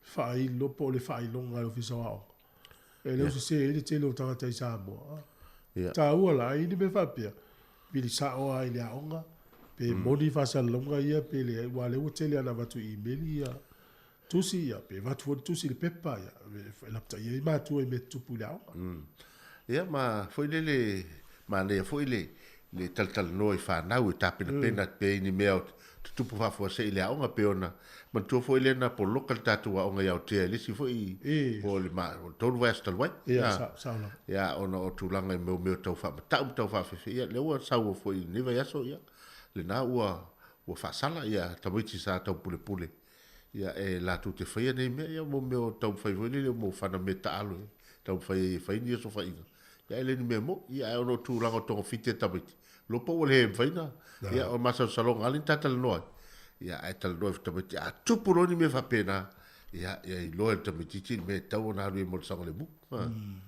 pena le to na yo la sa ia o te mil ta longa le sau I pe yo le afol fa ve au ia ma le ia ta longa lo peleki na foi sau ste por tonu la for tonu sau la le sky ia fi ala te mina mai mo ta longa lo peleki ia ma so o ta longa le spark ia fa ma ki il telefone di sia ki il te mina sau yo ma o fini ngalo na foi ta longa le man sa mo fa ngol ves ia ba fa na sau tv ia le ai ia tato na ti o le sau o le asa uto e upu voi sau to tala ile uta pua I se vai nga e mana tu e ono fai tato au man malo ni se vai nga tau fali pea o le o tato wai le mantu e o fatasi le tapo inga mal ta alo mo tu foi upo to ina foi le e masane ta falang fangata ele silita lo tapo lo no winga ele sidi fol ta longa la fai tam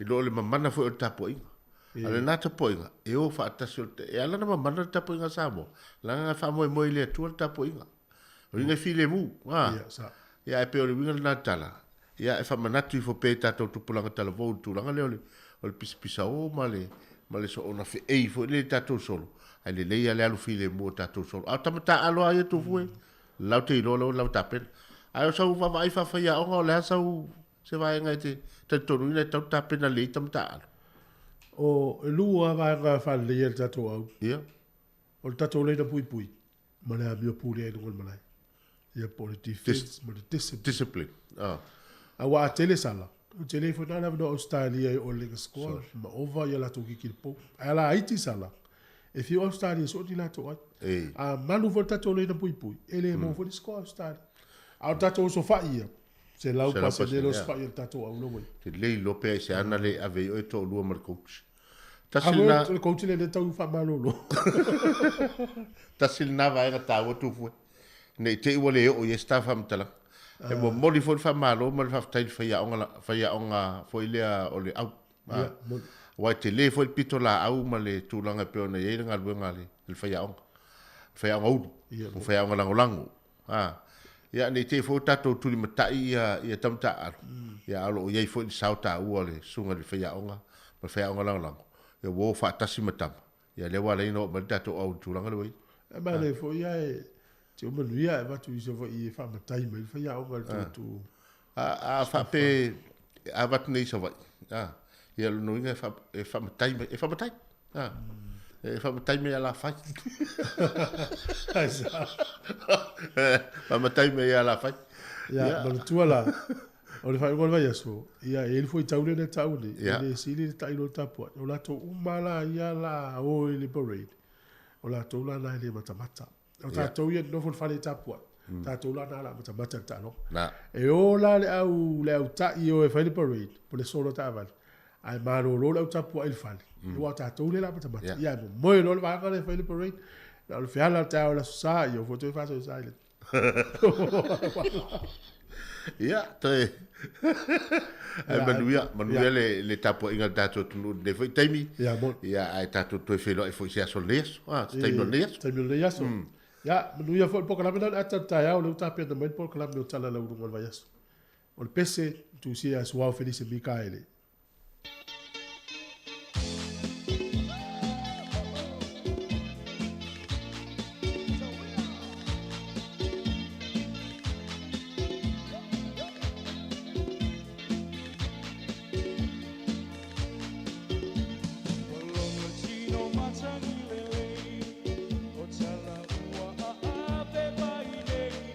Tama pa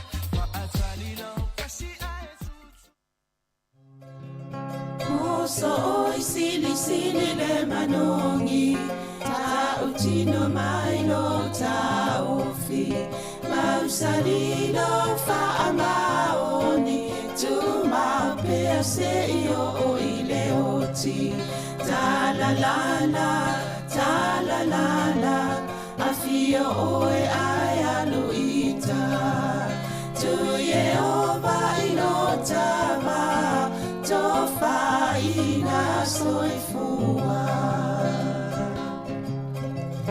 nanga alif sili le sasala i tu e fa o samoana e fa atosina yo anganga ya te o e sunga le te ine tau sala la ula fala wa avea talua yo e sunga le mana mea pe a fai ua elekea tu ai pe a sia mea e ta fea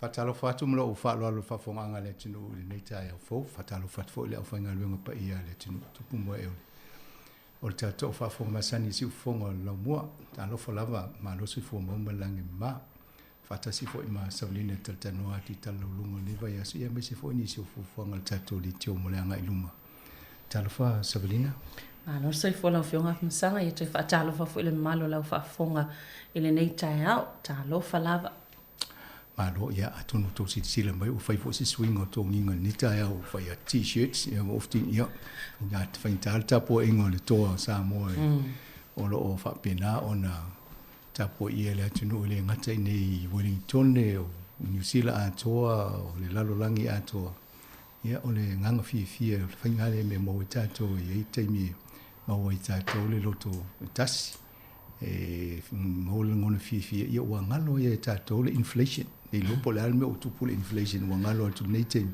ia waso ia le tupe whata o le ofu o le tangata ia mafua ia pe o le heini ofu mo e whale oloa ia mo la mato mitia ai le se opu to o tusi ai lunga ia le pi o mai mafofo mato le ia atono o tulanga na ia fu inisi o lo tausa ini no la tola ai mo halu uma walu mia o mo tele tangata o lo mo ofwe e ofole neiva yaso atelo elu ava yaso ofwal mitia fo le si fam na to le to samo ia ai amalo fo ina to ele fa pena wa telo istemi mo mo fa ta wa to le ia tele stupe mo wa al tulanga na ia le langona fi o tato fa ngai tia fo to tele le ngatele i a hinga fo o lo ta alo fai masu yo tato ia o tapo inga le atunu to tele o tato pe fo mo ma wina nava yaso ma neva yaso i fo wa wangi ngie lungo ta vale o veni so so inga ta vale o pasi ia o loli ia a tele lopo e se fo o alu lungo se va le pe a felwa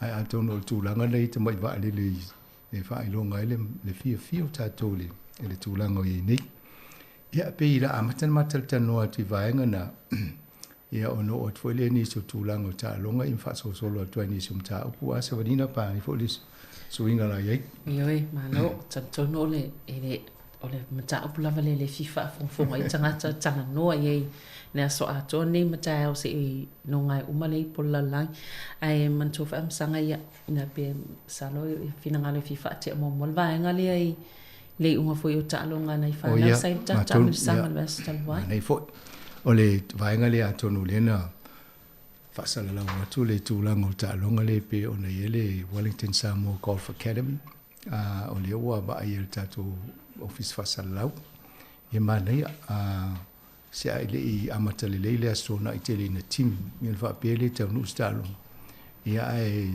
tanu o to yel malai Shandon Lohat ia wo ye na matua ia malum fana witi ia ide mo se fia lu fale o sila no fio al tal termina zuma la o leva na miti e nei ta miti o ta alu ia nei wala ina to a fa toilet titi na mfaile on ta fa ta simtanga ta matua o le fofanga la na ye i ta miti no tal ta no stay mo vai la to profiles po la to tulango tausanga ile val sululi mo fit a handicap lai tai ia o le si fitu tesimale fitu epe fitu tesimale lim ia o le si valu o to inga handicap na tu sana e o le fufuanga na o le anga va o tanga tele te mire o nei awa afa pe se fulu valu ia pu a ia wo fai uma ia la to ai tau na tai pu ia afa pe la le o e uma le afa i o tana o fo o tele na fit fulu pe fitu lo Ia loinga fa popo le valu tangata. Loinga fa lo le tele wa fits fulu lua pa fa pe tai ia fa popo le valu. Vals fulu. Ia wa fa popo lo lus fulu. Ia wa le tele pe automatia. Ia va penal fa ngole. Ia le mela na tu o tu rola ia ambai lo le tene le na ma lo ile tau vanga le na fa ile shende. Sa tau va ya tene to lua o le academy.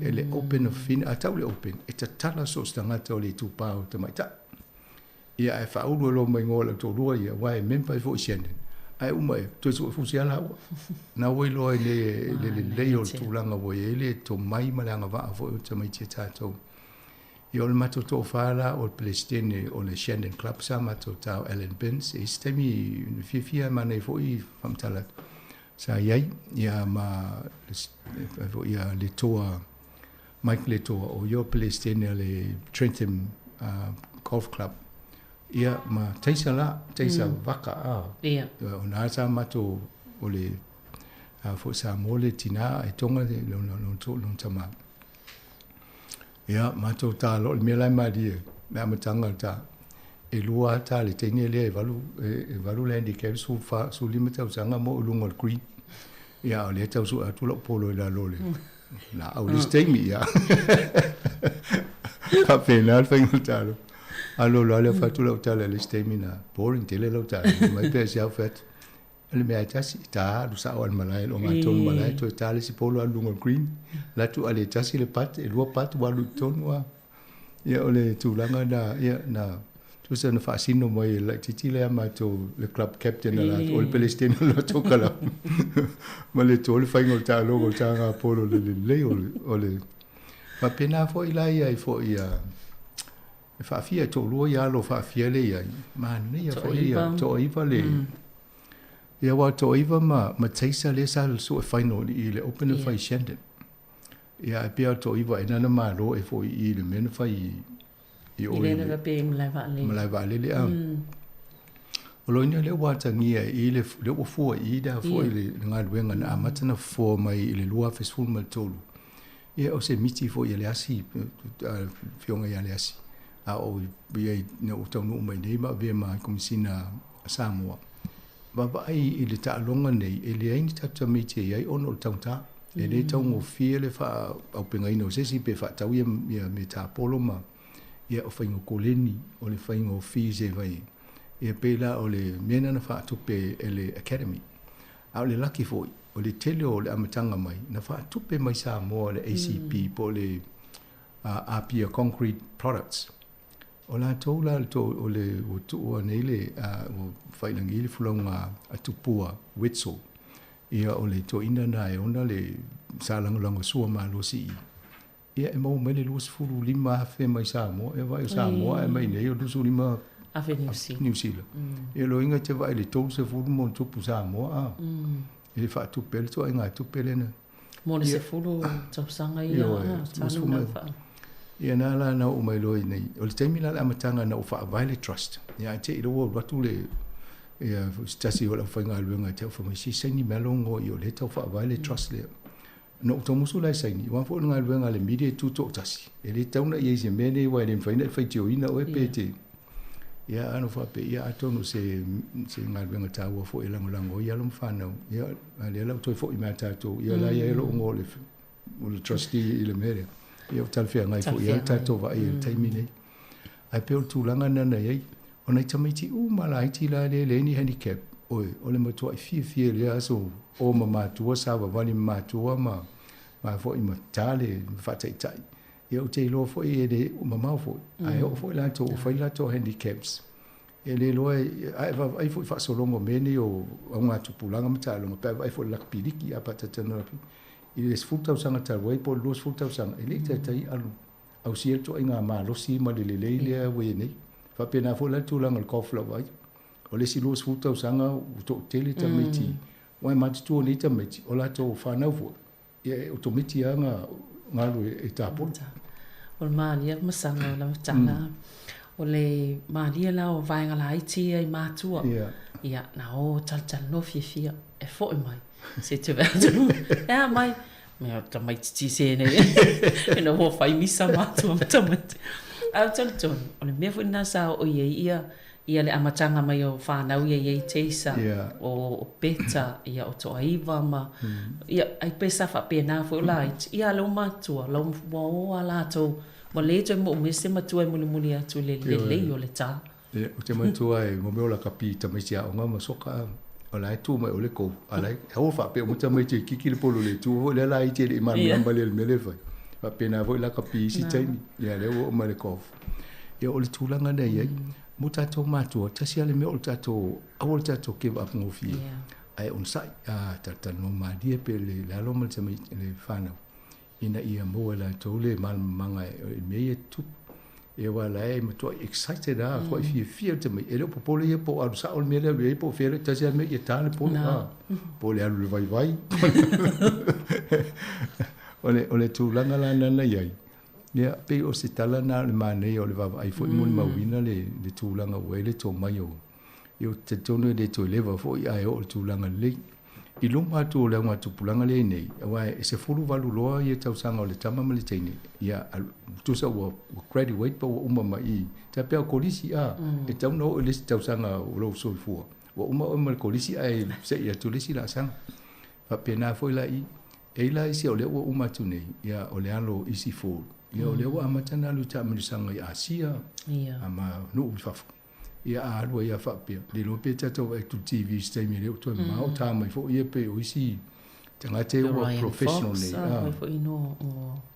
ia ma ila le wa ta o nei Fox wa ila tu pe Fox la o mo a ta sile malo over million ia a tele le te miliona ta mo fai atu ia ona e ta mo fai al tūlanga na ia o le au matutua la e resa vai tai tofa ia ia fai lunga na fai o le tonu na la tulpo kala muniva ia so le stemi la ta o i wa telistam ta ia ia i wale foi safa an watu tato talfo ia i unga o tato o results mo fai unga o talonga ia whanau ia mai se foi la to sa ta ili ta msanga te fa aslo la o ta vai ngana le tamitia ia pe o la tole most improved i le vaenga o tama ia o Marcus Elisara le most improved i le vaenga o teine o mataniu lolo po o mataniu o le best cross o le vaenga o alii o Sarek tala mai vao Raymond ia e no na lua i ele tama leo si nia fifita vaka to anele o teisa tama i mea la ititi lea no na tolu Marcus Elisara fa ia matai o whangalilo ia no na 5 ia William Salale Moanano o le best cross all vaenga o tamaita po o teneti ia nana maua a rasi whaatau no na lua i chaniva whaafia tolu o mataniu po o mataniu lolo no na wha o Alaina tui Samoa Simanu 5 o a Tessa Tupai lona ono o Amira Elisara lona fito keila Tupai to valu ia Lila Moanano lona iwa Moana Elisara ia lona sfulu ia nia Cecilia Nanai Nanga nao sa tamu fai lava ina ia tof sia ia alum whanau i se la tofu i whailonga ina ia awane ia lusta meti whalele fie le ta o melona ngoi lunga pe vatu fo tato le ti orpo kalamene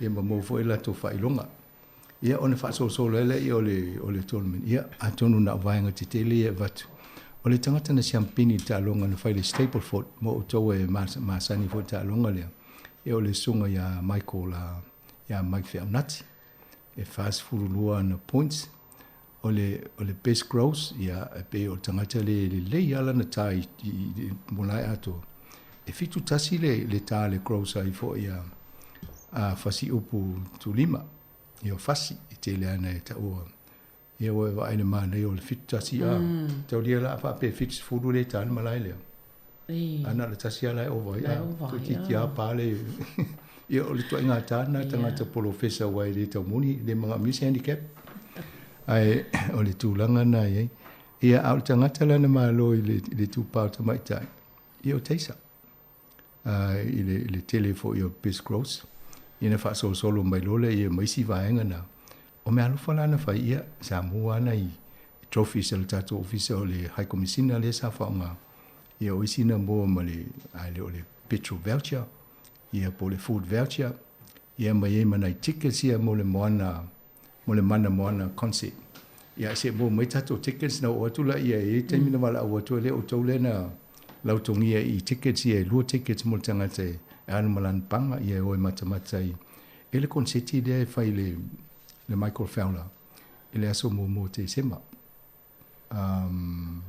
Stofi e pa u to ona e fai ele ya foi le concert dia e fa fiela le pentano tstemi mo fano o le New Zealand Symphony Orchestra pea ma le onus fulu tanga te tai to ingala au isi ai ma la fai pesa mo te ia pulia I Helen Monan to pai ia o ia la na le ia ma la fai pesa o alon fa na tato sa mo nei Hutt Valley po Roma Wellington o la tola na fa fifi o le la wa matan te tala fa ta watu tickets atono mo ni tickets isi no fa mo le tale o le aso mo na bo ia mo fa ta o le afe tickets e lo no winga le to tele tickets to ia le sa tal sanga tato tickets tato officer o na le mo wina I tickets ia mo ni sio o le I fa longa pe o le tulanga le stona ia o le ye mai si vaenga na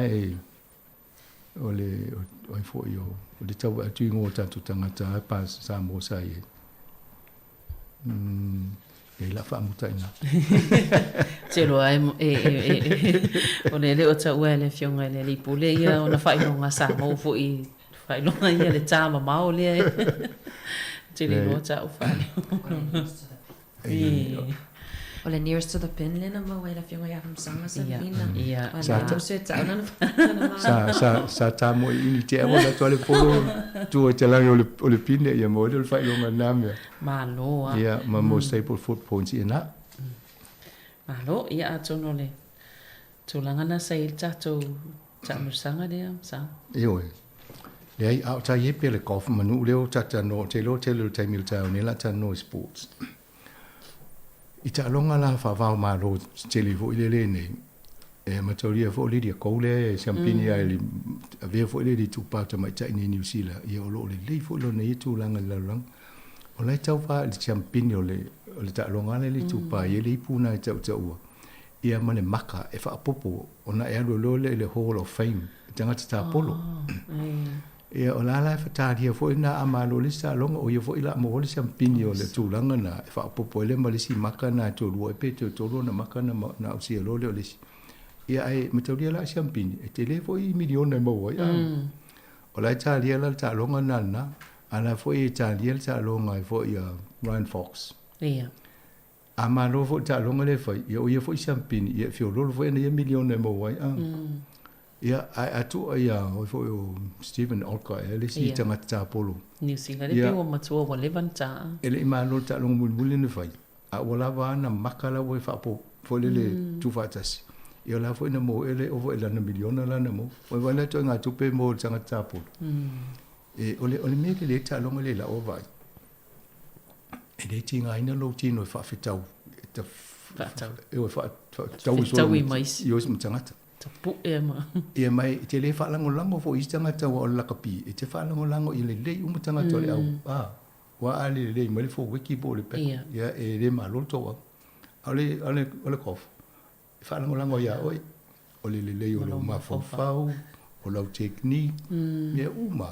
ia tu fa tasi lo le na mo lo le malo tu langa la ne wa ila la chile la so tona o isi la e mobile school CP le lu e tau sangan mo vai na fa le school CP le Pacific Health Service la Valley fionga nei tai ia e fa ngala le mental health tamiti e vai ko lingi wa ale le lo mental health ta longa ia e te stress ya te wa lu solo de poluta ai pe o si vai ngana le o mo ya lo fa na wi outlight ya va no fa pe mo la to wa ti ai inga lo fa pe ole tu langa la na ye talsia ia ave pe ma ila wa va ai o le o mo sa ye la le mo mau ale Palestine ale Shandon Club I Hutt Valley na fai ma to ai fia te le la to o Manuel la to kalapu ya lo fa na ia watu na watu e kolenia yo wa tu tongi le academy le fai onga e fai kolenga ya stona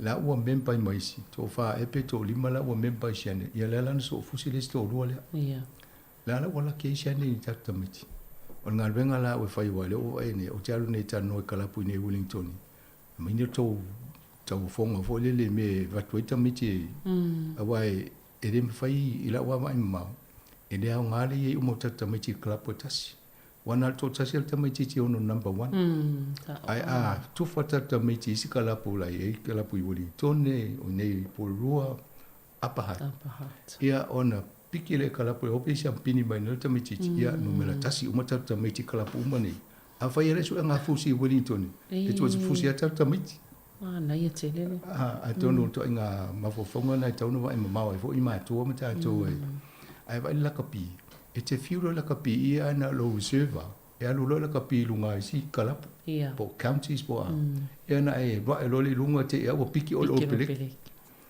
to inga vaenga na tau va ia tatou a manu e ala ngale tu uma tata miti ia fa solo mai number 1 number 2 number 3 number 4 number 5 ia ai si o kala la su un champion skala number 5 now le numero tasina in skala pu ka lueta na tonua mai ba ve fo ina lu mo wa le la tau tino ne le e vaenga ia tonu na was fam talanga le fa mo ne ia al mele o va ia e ta o le fundraiser a te le nga o mene o tonu men fa pele o le tau o le malai o le tau o le mea ai e uma le titel tu pe fa tau lo le ma prices e uma e o le mea langa le mea mo le na fa il tato office e e to tele tangata e o sa timu le aso e ma va e cha tau no fa le mea ai langa le mitai mo fa le fa longa au te lo mo le anga i mo se le fa ngo o mene po le ala wale fai o tuta o fundraiser wai e mo super mo ai va isi tu nga tonu me fo le display ai le skills tamiti e lightia e tatu mo ma wina le o tu langa le a tonu tu langa na tauna ye le policy lima i se futa sanga lu mana e o tatu o fu tatu flan mona ai le o lakpili o le golf so nga sampini le open i fialo tatu tamiti la wo o ye tamiti le ngo ta o le au le pe a vai wa tamiti e foi ne se au lumana i sa mo le tau ko leng tu ni e mo te ton e foi ana o ye ma mai si vai ngo New Zealand fai foi ni vai nga fa pe e foi lo le tau va sa mo na to sa o le ni New Zealand Australia o America ia ma sa mo ia o tu langa na ye ma na ye te le fa mo ngo so nga ta longa nei le tasia sau ia ai fo i malpolo miliona sa e ni se o to o mana fa so ta i mai pe a fe to le stale te mai ti mo le tau sang fo o le tulanga le na i te lo masino February le stale ia a ba pe te manatu o tulanga na fi a wai se o lo alum fana ia tam fa le mai pe le ngo se fa tulanga o te vai i maul tūlanga le atono le limas furu numero mwhai o na ngafatia fo le mo te mini se fiene le ato toa. Ia mai whaamul mole manatu le ai le stala. E mana o mia tangata fully committed. Tangata sau e atoa lona sau. Ai le anga e sau ai le seava no e vele tamititi e whai le kolingi le whai. Waela fo na wawele le oi. O lo wadu le au. Pe ia le au nga vole le ai le alu le au nga amisola ia e le fo o le au. E matauria lai whanango lango na ialong whanau tangata matua e vei o. Ia latu mai no foi matea o ngai maui. Alu tana no lai whale le kofu. O la fo i tausi le fia me le tano o tō tamititi. Ia langa tano atu ala tano atu o le lakpidiki pole. Pole tenis. O le tūlanga lana ia le la fo wha moi le mo. Malo, ia ono le te ia te alonga te le i o tu fo ia le autu o le o fa anga tamo lo tatu patipatia. Mantua nei fo ile sta alonga ma nei al fa unga le son te nei le sampini o le awa tama itai le Black Ferns and New Zealand i le ipo la langi. Tasi na pe o ta alonga i wa lifi lunga le nganga fia o tangata i le ngata New Zealand o fa fo ia tatoa i Samoa.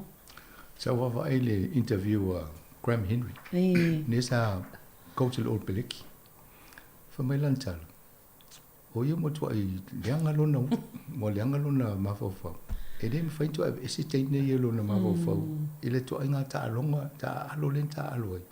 Pe wa o ina ye le tu langa tau nei le la kapi o ta alo fia alu te mi uma ele mai maule te mi tal no foi le fono no foi lalu wa te vai se te ne foi mo pa lalu mo no fo na au mai fa fo la va mai Europa tau mo au tatu e alu fa solo a to pe a to no le si va nga nai la wa vai ta longa e sui ne mal fa ngol ta longa ta wa ali fa fa pia e o mata to lango ta longa te ne a desi to fi mata mata ta longa ta longa le ali a to no le si va ngol swinga na va ai ta longa o le ta alo to e speciala to ta mi uma fia de se sa o le a fai for interview o lai to e ama fai interview pe o le winga na o le tala gram le swinga o le o fo ye i le to ai nga me to ti fai mo me o ta longa i winga ma tau sa fio o ron fa no yin ta alo ia ai uma lai na usula to pese foi a mate to ma le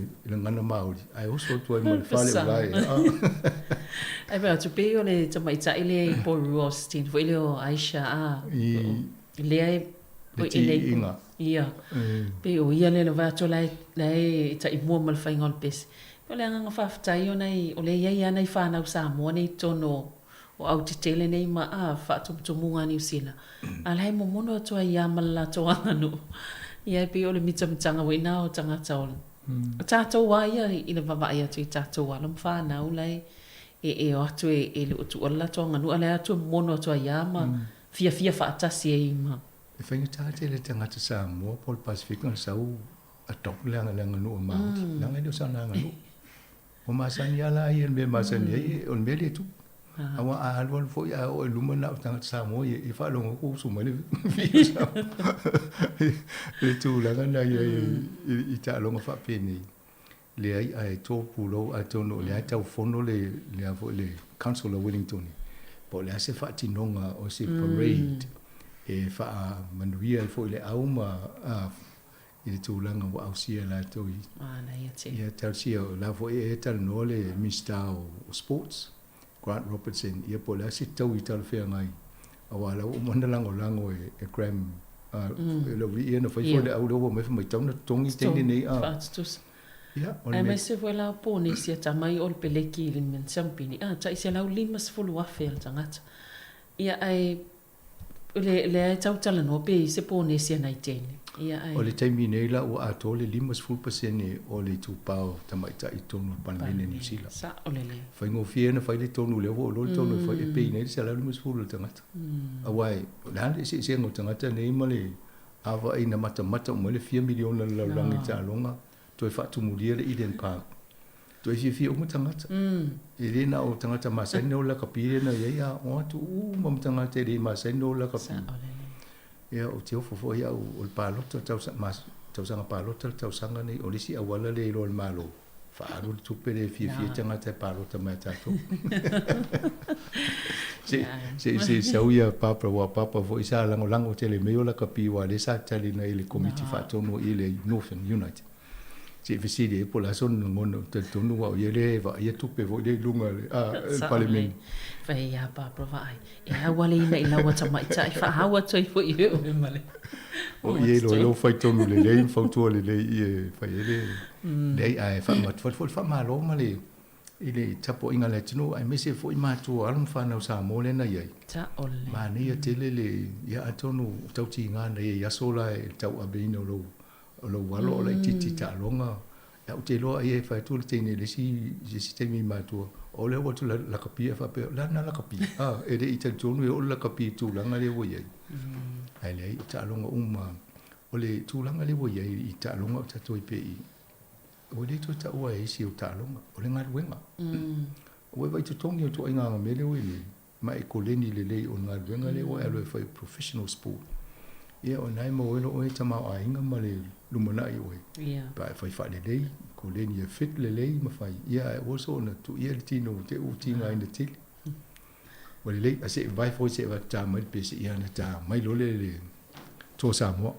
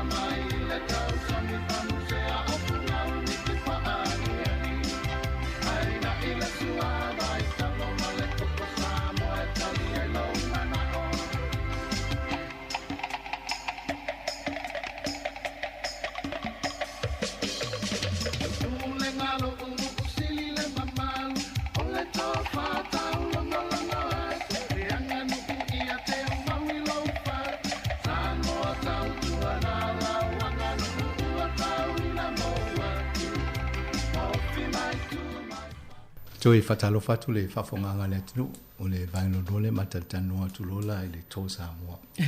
Ona sa oi va inga yini bena e taloi na e mulma wina ile. Ia.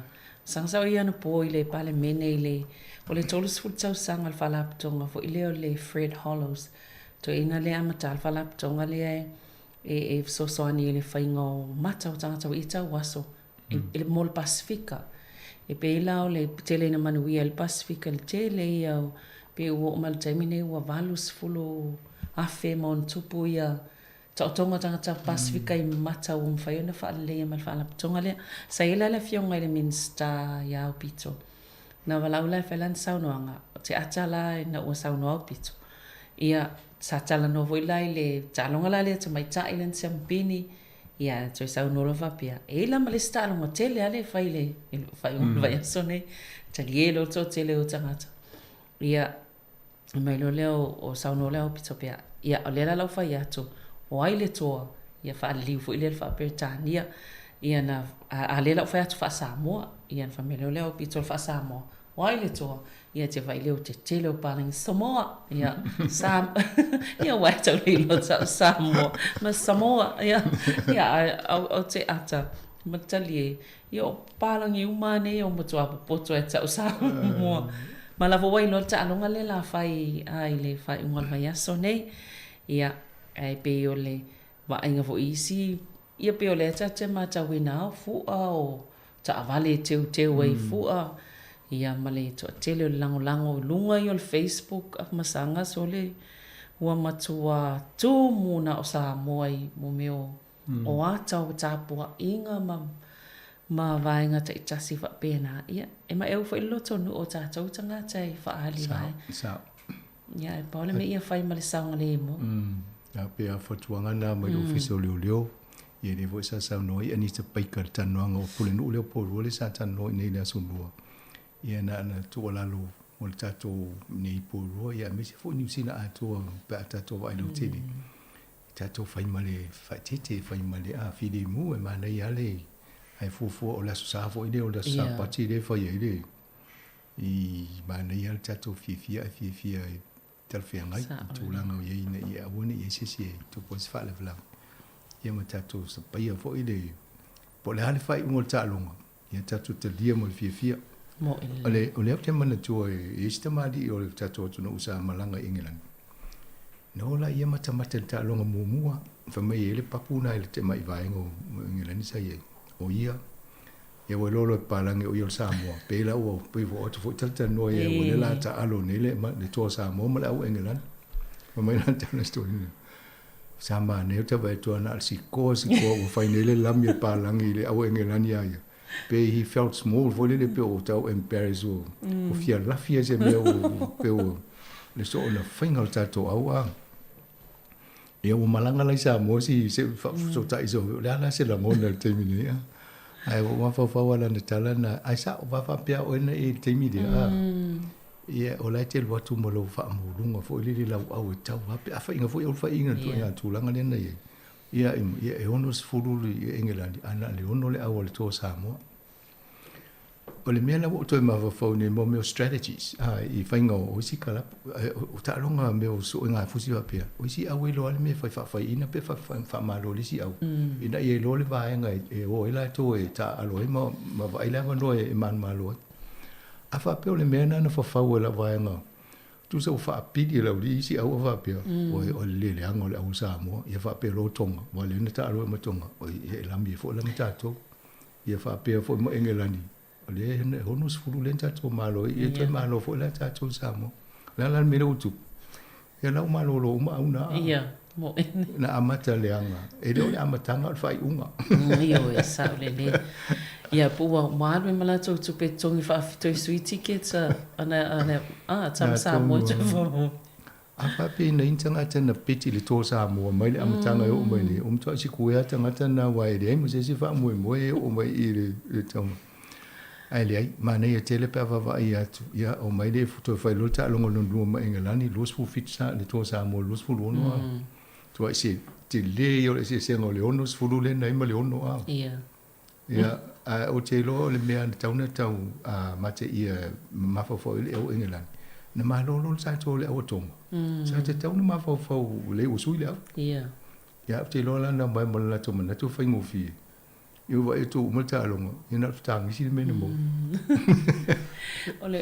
ole se va inga ile au mai le talonga mo le na mtoa e pe ole fai ole talonga fa popo ina tu le fai tu le talonga o toi si tia tu le malo si ma le ia le wa o talonga le semifinals o mtoa fa popo le malo si ma le o le lato lato no ato no ya tato vai fo le to te le tama ia le mai le au le Australia au le malo nei ia o tangata o masani ta longa e to te le na tangata ta alu le fafo o mai samo o le bo fa ne le au ia ma tangata na o lo na to professional e le fa le mana o fa ina e mana o la to malo ia ai lo fo le au le fa mo mio ta longa ia tato tu ile tu fa mo ile ya fo ina i mo pela to le malo si o ma fo mo le tino ina ia tau va ai malolo fa tamari awone mo se winga fo le fa di io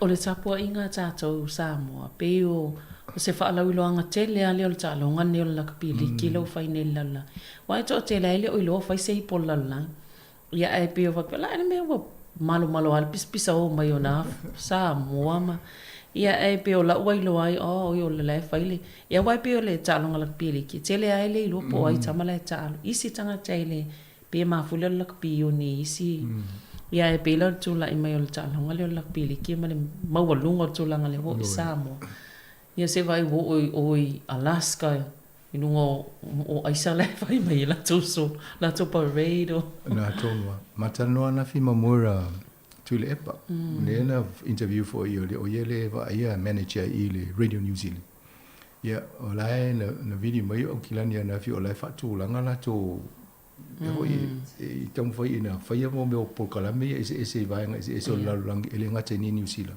a fa fo New Zealand elangolango ele to Samoa no ataleva pe io le Radio New Zealand ia lango Samoa ele foi na ala ilo no lo to voi le sauna ia le o faia vai nga ia tato ta poi fa nei tato tunu tato ta poi ele faia la lo faia fo ia lung pana uie le tulanga ia ma ale no fa lo interview mo le Palestine mai Samoa lungo le Radio New Zealand mai ia fengta tele e fai fo io o le lango ia o le lotu ia une ngalo le lotu le sa o atai le si video na o ia ita mai ti Samoa ile va vea la salente nei ia wa rempen sa no ia se tasi fo ia su kom sina Samoa ele ia se ma fo to fo ia tanga ta o le ai fai ni tum taula ele le tana va to ina leo ai tu leo tam mai to te le to la sal me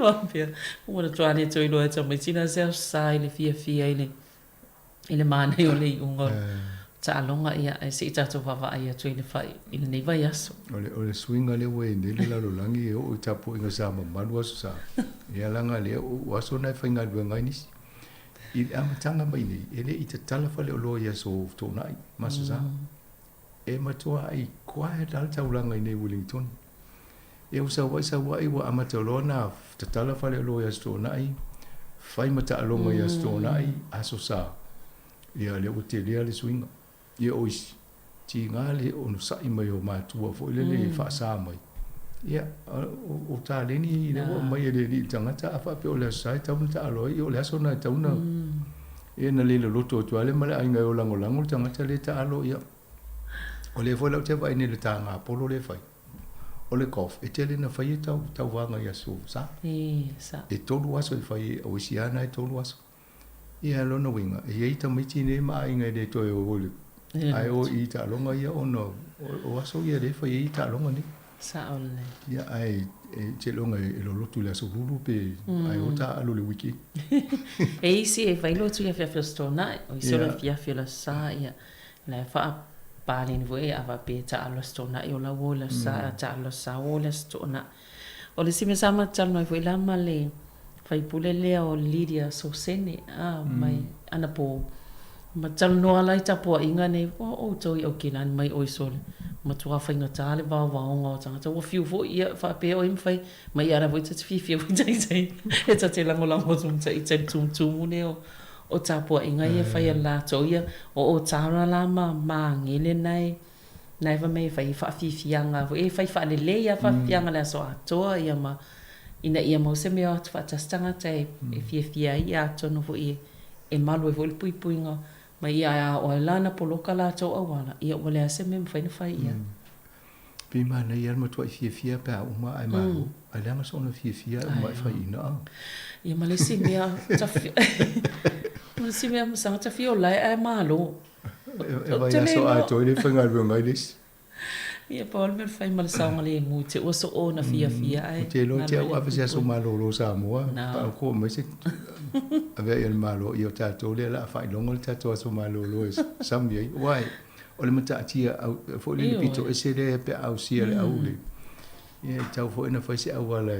Ia mala wa ma ten fisiri si malo Samoa. Pola se tau yo tama ia. Tau ia tonga pa se va se moli mau ma va ai tangata se fa ta lo fama. Mo moli alo ia ise fa fa. Te mantua ia fiti e te mina malo le au fiti pe la to fitu ele ta longa fo. Le sa mo mo mo fasi fa nuo o tangata alo a mo mo fasi fa nuo le coach. Ia va. Ia ai fio lo fiti wa te leona la fa nuo ia tato ia la va tu la fasi fa nuo le ni te ni. Vai mo mang. Ai ia o tu langa na ia tato to Samoa a tonu alu fo nei aso ia manava ia so la tala no i puti mai o to mane fa lo longo mai tano nga fo i lungo le tato le tio ia mai o lo faia pe ona va tu le mato a tu ala lo fa tu nga fo i le awala ta ia la io ta elimina tato fa sala lo e fa ia fata mal fa lo alo mane ia tato tanu fifia de ia ni va nga fo le se me so on fa intala. Ia e whiwhia na tanga tamari i mane e amna ia mai. E ne dea i alfa ngā so longo le tātou whaasala longa lungo si ufongo lau mua. Ia po Samoa Capital Radio. Ia, mano. E ile tamu whainga nei fo inisi o tātai le mea le soka masanga ina ia au sia le matati a fo ile le world, la Guinness World Record. Ia. Le ala tam fa ia fa nga solo tono fast full lima itu la ile malo lo vai pe fa lo foi inicialo a tato Samoa lo tam fa foi ile sa ina nga tupe sa a tono ole to mam la mal tal angol ole vainga le onisia na on fa tasi mai kolisi o le universite fa la to wa au soka intertanole po ani me vo le alu iso la to tau la ila to foi malo sima pa singa venga le ma fo lo le mo le mental health o tanga ta alo la soka ia na e lo le ngona le la se me fai ta to fai na i lo ai o le wa fai ta to se me va pe o lo so le Guinness World po ai se tanga na mi on ta alo ai mo wa pe to su li mai tu la o fai ta longa le to we so le na fai ai ala tu la fono le faingo me male ai ki polo ai tonu ze me o malo lo fo le ai fai au fo le fai malo lo le si ya mai le si sui e fi su ya ala ya do ta lo ngai le se malo lo o me la nan fai o la o boni te sango kuleni lo li le faingo me le fa ngai ya ho mai si ya maliela no tu le ya fa ngai le ho lo PIC fa noi fa ai le umu fatu wale ave me ole to fa ngai fa sina malo la papa i vai e se lo ta alo lo mal palpala a fa pe se mete foi e uma ole vai ne tu ti nga vai no lo le ai pela le wa to te le alma fa no fo ta to wo ala to ole i Samoa fa ngol mele e le weekend ole la matane le tasi e ne le udi e ole Victoria University ia na adwa ia le weekend ato e umulta ia o le sa ia ringa le lo tu foi la uri ia wa le mo le so ato no faingo le ia o tu langa na meni fai wa fitau le taimi le la na fai le interview o le TV o le Radio New Zealand na e ta o le mela mali e pena e ta la le interview la pe physical ko se fai ai le ta la ile ano tono fa mo le pe nga fatia la to le fai le over to su lima tau sanga le malolo ia ma le taula i le mento le hau fo tangata awa i tista fo i pe siaki i pe ma lo si lo ma fo fa tino se me fa pe umi sa ole ia pe o te vai atu le faingala ye e fai tu la online ia tangata ta alo na sa ule ma lo ai pu e pe tolu la ko sports na fa ta mi mi fa pe ia lo ia la ia to ile la vole mo la tu le la wa i lunga sa lo le fainga lunga le so fu va so le ma le so lo ai na ma lo ya na fo le fa ma ni wa la ye lo va ngal ma tu fa ya va ya ma lo li to na e fa i me si di mo tanga la tu ya me si fa mo mo e wa pe so nga tu pe ye tong fai e le mo le Campus Friday ngai so sani mo nei tangata le mental health ma e fast food wa feta la le tu pena siki la to la tu tati ana ina ia ausia e ave le meda ala usidi e nei le tu pe wo mo a ia e o solo a ma e stupi fa la tonga ma ia na la o mo tu pe la to ave in media ia a mo la to mo le world record ia na mo tu se vole mo le New Zealand na fu tati sa ole ma na ia se fo ia le songa o ia nei fa na ole sa ma le tu si te o pe faina sponsor ta to o fa pe faina tati no tang sponsor me ele o nyo walo ta di fo ia fa na yo fa pe la fo no fo la e stupe mo tanga ta no fo to avio sa ole ia ma lo ele si vai nga le ole fo i pava ia tu nei vai aso ia pe ole fia fo oni so fa ngal venga ia me se tangata nei i momeo malianga fo i la tonga venga pe no vai fo i mo tu i sau ma nei te le va tu nei ana pasia le tu la fo no fo le fair pay agreement ina ia ma fa ia ona tu fa si e uni ia nga lu fa si e tala noa i company in tūlanga o te tongi tanga te tau nei si tanga tala whea ngai mo tau soi fuanga. Ia nawa ia tūla o amatana maa popo mo le lole motu i sau te a. Ia te tonu fo i o nei atau sanga e o kisi masi. Wa amata fo nei longa mai nisi o tau mwhainga nisi o uni. Whala patonga. O le tō tende o tanga te whainga luenga e le o iei tono uni. Ai amanuia le tanga te e le uni. E lake malato i. Ia tonu se ava no fo le mfai ona ma fo e foi nga luenga ave sa o pete ye se uni ia ma ave sa so ni wa to pay to tongi union membership ia ave o ila to fina o ia va no ni e ma mo so o le national la to la ma tau mai te mi tanga due e de a wa te la to uni ia pe o le pa le va lua mo le uni mo tam fai in si e lunga tongi tanga ai vai foi la mele tu tinga nei lo tanga tene pe langa to le ai solo mo ya la to le mo fa ya la to solo tite ina ia vai mele ma lo le fa pe ta te fai me fa tas ai no to fa tala le mai le ai ta wa na ne ya le la va el to inga tu pe na e fio lo ai fo ile ia fo i tongi tanga te si te mi mo la ta to va vai ne na mo me fo il va so ne le na ofo le ono afi tanga ta ai le ta dia le to si mai ia si ma fo anga le na le ta dia ai fo la to afa pe se fu lu afi le ele va le cap le to a ma tu la le ono e le o tai ma wo fu lu ai to no ma fo anga fa pe la la ia ma to nga fo inai tanga te whainga ruenga ne mtoa mo umia lava nisi. Wale mena lea leina uta tanga te whainga ruenga e Australia. Mai lea mauli tala e alu Australia siri mauritongi Australia lo New Zealand. Ia ale sola tato ulungo le tongi whamali e le vainga na. E ole meana e o tato te re na o tato a whainga ruenga e kolengi ne New Zealand wha onga ne New Zealand. Ia na uma na pay le student loan pe de uma fo. Ia alo whainga ruenga e whafoe e te tupe mo te tongi mai le student loan. Malo. Ia, pe o masina ne le whanga solo i le Movember, le masina le supo malolo ino le tupa o li. Ai le fo i laiva vai atu le fo i mata upo pe o lo ua toe whaklau te le atu. Awa nuai mo tui pui ne le tupa wali.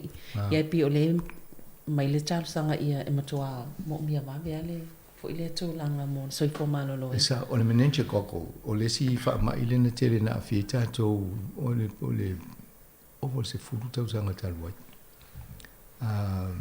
Le amatanga al faingal poka la me al tato I soi fo malolo ina sa tau la I fo I. Te mantol taimina e 1.5 miliona le tupen fa nganga le malo mo le e fai tu inga I tono New Zealand. Ia nana fai ele I o le afo tu inga na tele na fai fo poka la me mo tato sa mo sa tele ina fai ma. Ai pe what le to ango I le la to fa mna tu mai. Tele I o la fianga tangata pe amo wala ngase le. E te tau na fai ma fai tato tu pui. Atonu mo tatawa fa fonga ai alo fai fo mai te lan tata no tu fo mai ya oe. Ia mo ia yel tatawa sa tong e fai oe la o fifiringa. Ai ala fo na alo fo mai. E te alo e mel fo tu angal fo mai po la me fai mo lo ia e luinga la tongi lo tu pel fo mai ia. Te una va ai po la me tal fe ngai. A fa pe o se mele tau mo ia ma va yo le ia va no pe na mai po kala me. To a matana fai tu inga ia mole menenche koko e pole fio fai ai e pole mele sa o fa punga na ile taimina e fa na tu mai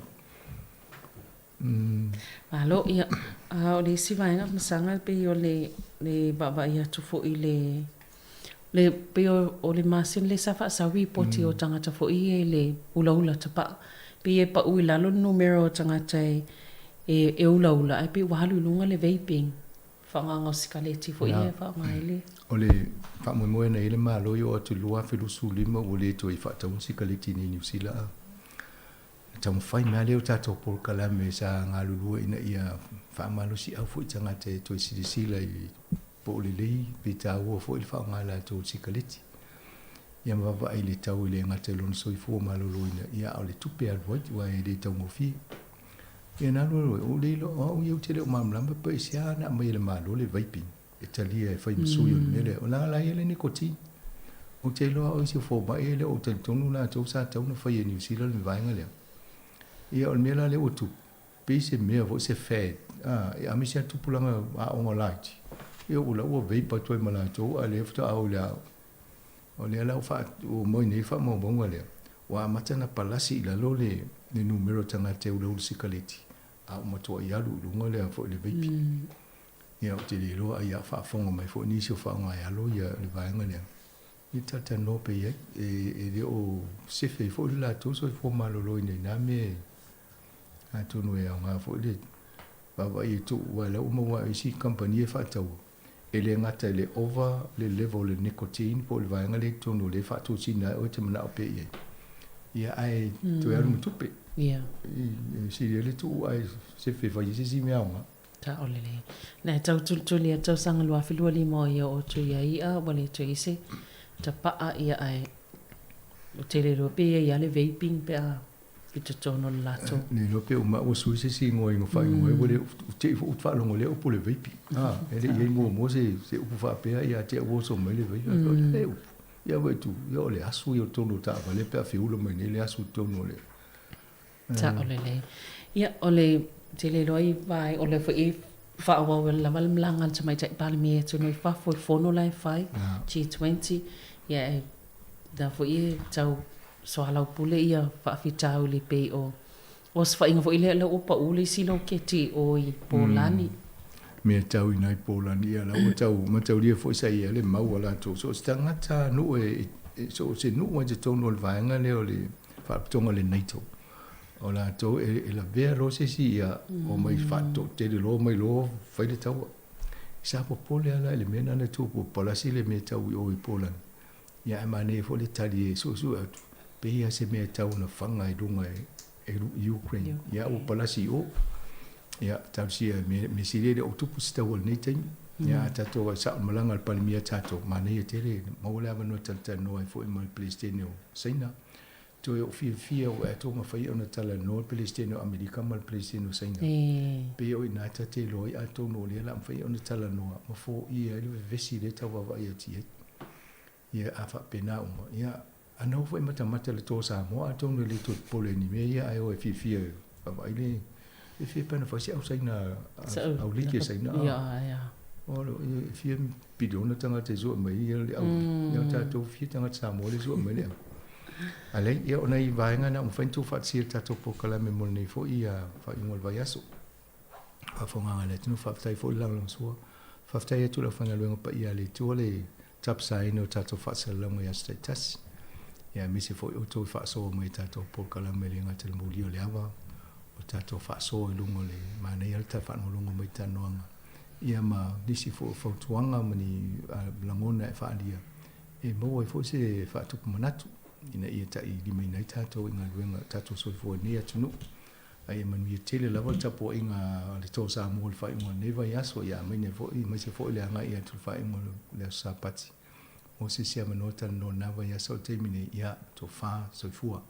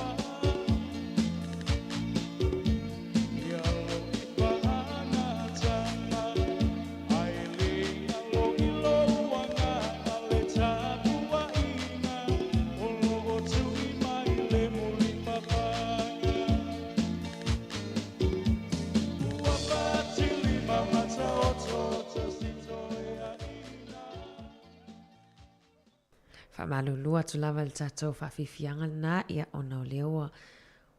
O mai fo il taimi o le tātou pūrkalame o le asi singa I mau tangasingasi. O le am whaionto toi whafonga mai se tasi o pūrkalame a le sunga I le whaiwhauto ina malolo pensione ia Reverend Elder Research Iti le Neas Faraile usi mai whafonga. Whaatalo whaatu ma le nganga whaaloalo I mamalo lau whafonga le nei fuitai ao. Mai maunga te tele se iau I maunga iti, wha mālor so I fu maua, ma le langi e mama. Wha tālo foi nai o tātou te māmi tina mātutua, ma malu o whātau tulia I ngasi o le tino ma le mawhau whau. Nisi foi o whenga iai ma whanoanoanga, wha mālor lava le so I fua, wha fitai le whātoa toa, whenga iai ma lui tau o le so I fua nganei, tātou wha moi pēr, I le alofa tausi mai o lo tātou te maanga le lei, e viso swani lo tātou vai. Al si ufonga le nei o le lau mua I Wellingtone, malana Pōrkalame Masani, o le asi singa I ngasi yes. O le tātou tāpua I le tua. O le file mufo I mai le tua, e siri lava I mea ume mana tuai. Ia leo I nai uto loto, ma mafau fau I a Keriso Yesu. Tātou talo. Le tua siri ese, le tua o le manuia ma le file mu moni. O le ufo I mailo file mu I loto manganga. O e watalia la ufio e ala ia Yesu. Manto talo mo lo file mu ma lo manuia. Ina ia to iai manto wa manto tapo I atu I la ufio. Manto talo ma le loto whaafitai. Mo au mea lofa mantalasi mo le soi fua ma o manto wola. O manuia o manto mau pēm whaao ngā. Mo la soi fua mo lo manto wola I li tino. I me tau siai manto mo le ola le lei. Ai meise foi le mafau fau I tā leni o ngā waa mato mai. O tofu siai lau whanau mai manto uma. O lau tau to luaina foi o lo manto wola wha le whātua tua. E ui lava ina manto tau teva pa u. Ai te whātutu wina I manto I lo walofa tu noa. Whaftai mo au nanga le uma u whaia, mo le tautua ina o tangata mawhitia so se tu a inga popo ngā o le soifuanga. Ai meisi o ngā luenga le lei o lo tautua ina I tangata so se awala. I ofisa mtanga luenga o le malo, fa lampa putonga o ngā, wa pea lotu mai kālesia. Wa fitai mo ia awala ese, o lo e ngalue ai le nanolangi, mo le manuia o tangata e ala i lau whanau. Wa fitai mo lo fa malo lo ina o mātou mai. O lo fa mawhanwhana ina o mātou whanoanoanga. Ai meise foi lo family ina pea o mātou mana o i mele le i tele. Wa fitai mo lo file mu, ma le manuia o lau fio. Fa mawhanwhana ina, ma fa toa mali ai mātou teime vivesi ai. Wa fitai mo le tuspa ia, ma o fionga wa vea masulu i o mātou vai. Ma malamalama i o mātou wala, ai meise lo wanganga pa ia le tau tolua ina o lo mātou vai. Wa fitai sili o no Yesu ke riso lo walo, lo mātou wali i mo lo mātou whaola. Le ngā luenga tongi ola o saunia maia, mo i mātou ma le lalolangi uma, e ala i lona soi fuapa ia. Maua lo mātou whamoe i le ola fau ma le ola e whawavau, i talatu o le oti ma le tunga mau.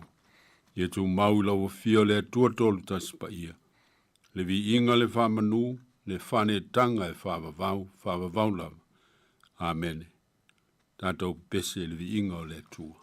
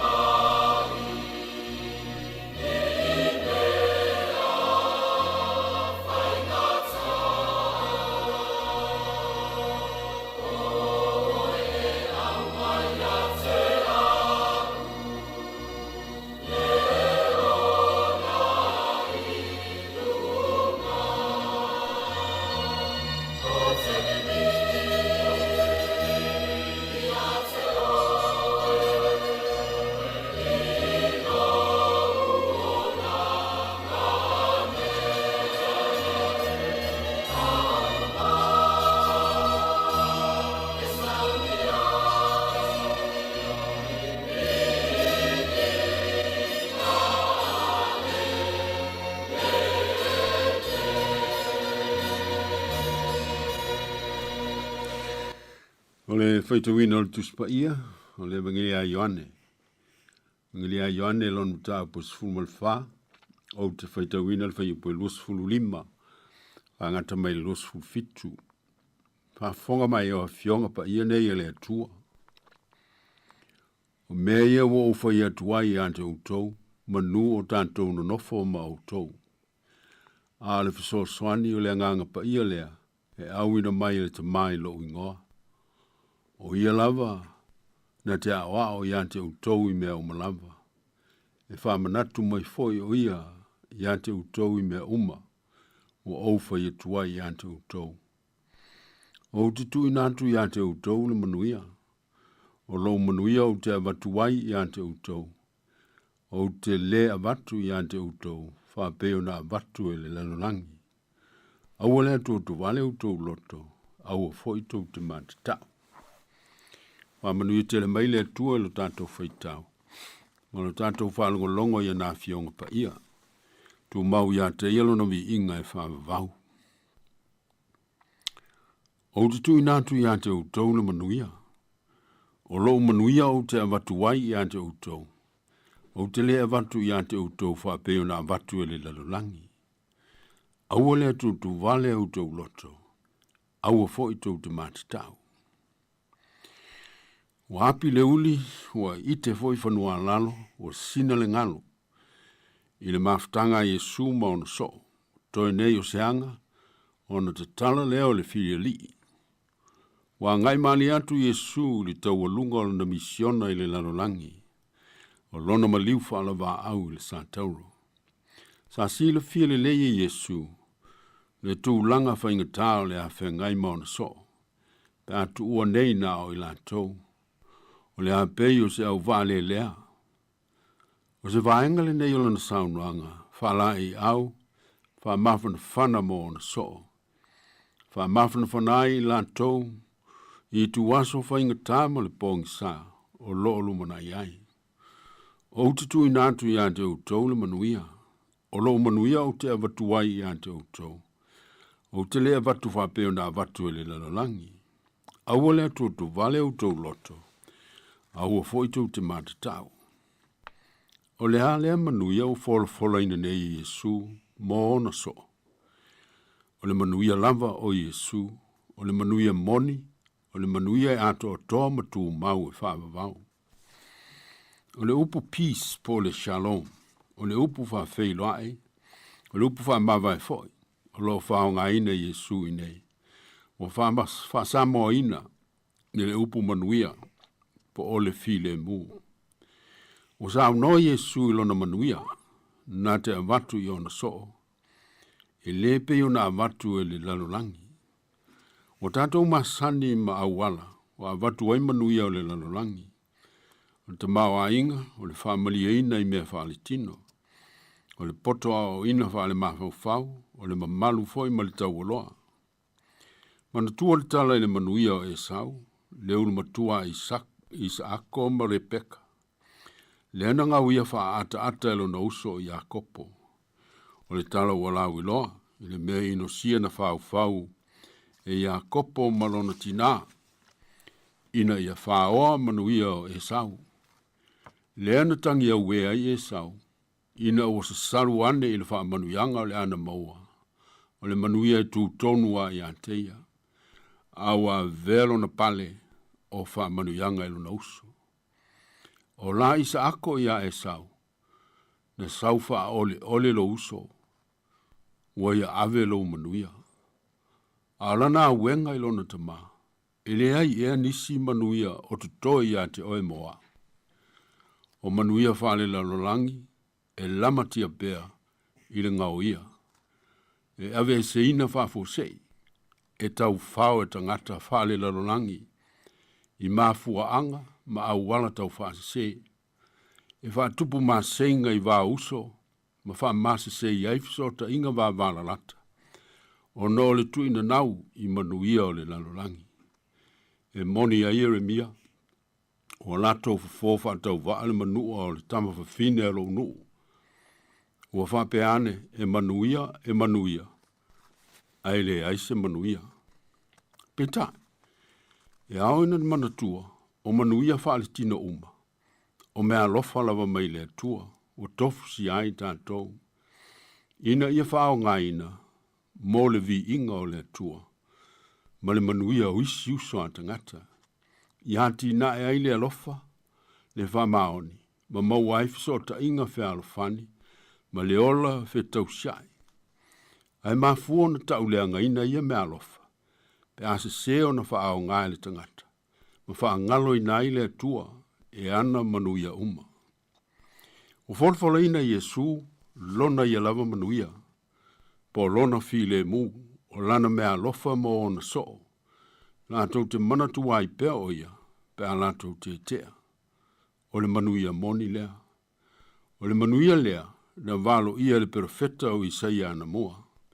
O whanau o i tātou le tama. E ngofo i o ia o le whaipule, ne atua malos, le tamal whaavavau, o le ali o le file mu, po le manuia. Le fo ina vivi i aile au angelu, i le polo na soifua mai. Le vi inga i le atua i mea au pito alunga, ma le manuia i le lalolangi. I tangata o alofangia ea. Le moli mawina foi, le lava manuia, po le fi le mu o Yesu, i lana ngā ruenga. E peo na sa ia vavau le matangi, ma whaafi le mu le sou le vasa. Nā whaati ai le lato fōlaunga, ma ona so. Ai maise, o le a whai loto o le fefe, ma le popole, ma le atua tuvale o so. Na maua le fi le mu o Yesu. O lona manuia malona fi le mu. Na wha malo loi na itangata mamai. Na tutuli ai vafo te moni ma nganga le anga. Na ulu i tino i na itangata e to tele. Na ia wha mamai na ile pela. Wha pupula mata o ta waso. Wha tutuina e na oti. O le manuia le na. Ma le fi le mu moni o le atua. O lona soifua pa ia atoa. O ofo ina mai eilo na manuia. Ma lona fi le mu lo loto. O la paulo, o le manuia foi mai le atua, o lo sili lava i mea ume manatuai. E leo ina ia utou loto, ma outou mafau, ia ke riso Yesu. Aua le atua tu vale utou loto, aua foi tou te matatau. O le ao ngale na, o le nei folfolanga o le manuia, ma le fi le mua Yesu, mo na so om tangata whātua tua uma. E ave ese ai le popole, e ave ese ai le atua tu vale. Pe a maua le fi le mu moni o Yesu, ma le manuia o le ali. E te ai le fefe, e ave ese ai le matau. Pe a o mai teimi pongi sa, mai tu waso e tofo ina ai le whātua tua. Awa, o lea, ua mautinoa. O lo awo i mai Yesu malona nganga, o iele manuia ma le fi le mu moni. Tusia nisi tusia te stolua. Ni anta o le manuia, po le fi le mu, po le pis. O le tasina i tusia le ata, o se tamaititi o lono fonofo fia, e tu tono o se vaa, i lungo o se vai matua malu, i se aso langi le lei. O le isi, na i tusia se ata o se manu, i lona o fanga, i se la au, i lunga e o se vai tafe, o lo tafe te tele, i se aso lo wa. O fea o iata, o au mai eile manuia moni. O le vile mu moni, e le whalango lango i le lei o le sio manga. Ai whalango lango i le whātua, ma le talia o le anganga Yesu, ma lona vile mu e folo ina mai. O a lava fita, o ato o tu ngā o le sio manga, ma le o langa e whea ngai ma le tangata. E tū mau pēr le tō file mu, ma le tō maalia le tangata, ua iei le manuia, ma le file mu o Yesu. Lau si le fia le tala lau iloa, e mafo anga o le pese, it is well with my soul. Lea na tu sia Horatio Spafford, o longo tala o malili uma le whanau le wa. E na ua o atula na fōlaunga le o ngā samitonu na malili uai, na ia tu si ai upunei, when peace like a river attendeth my way, when sorrows like sea billows roll, whatever my lot, thou hast taught me to say, it is well with my soul. Yo ele au soe, le mamalo le au whaafonga. O whaapopole ina pe tātou le o langa nei. O no me tutupu, ma whai nai o tātou tino. O tātou loto, ma o tātou nganga. O wha mai pipisi, o ngase o le tino, o le mawhau whao. O wha no noanga, ma le vao me whaapopole nai tātou nei o na pō. Tātou manao mia moni, le file mua le ali. Le manuia o Yesu, o ofo ina mai mo oe mao. Mau le te talo ma le whātua tua. Le ola wha maoni, le alofa ma le tausisi pēr. I le whaia o le finangalo Yesu. O le manuia ma le file mua Yesu. Na wha mawai ai ma ona so. O le manuia foile na. Na lato toe whailo ai. I lona toe tu mai. E pei fo i ona tu sia Ioane. Wa mali watu Yesu. Wa tu tu tonu. Ona fetala yatu le oia yate i lato. Yauto manuia. E swafo Yesu. Amen. Tatou te talo. A lea tu wai. O le o le file mumoni. Ma le manuia umalawa. O matou whato e se atu. Ona o lo matou wola tu ina nau i manuia. Whaale lalolangi. O matou se maang salai. Ai fo e maialo file mumoni. Ma lo manuia i o matou loto. Ma o matou wolang. O matou wola i le whatua tua. I lo file mu. E leo i nai o matou loto. Ma o matou wola. Ma o matou wham. Ma o matou mawhau whau.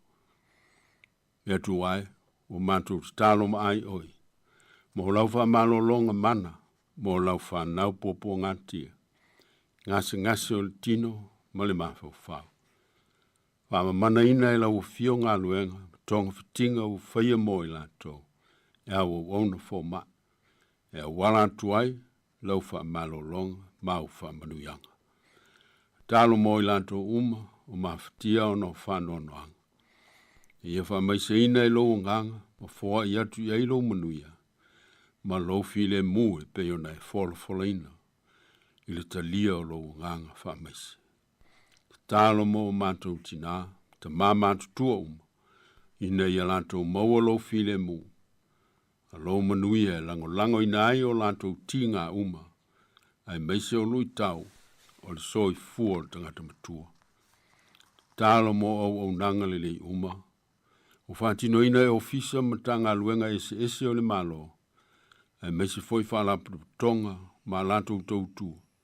Tai nane lau e kalesia ma lana ngā luenga whai pēr.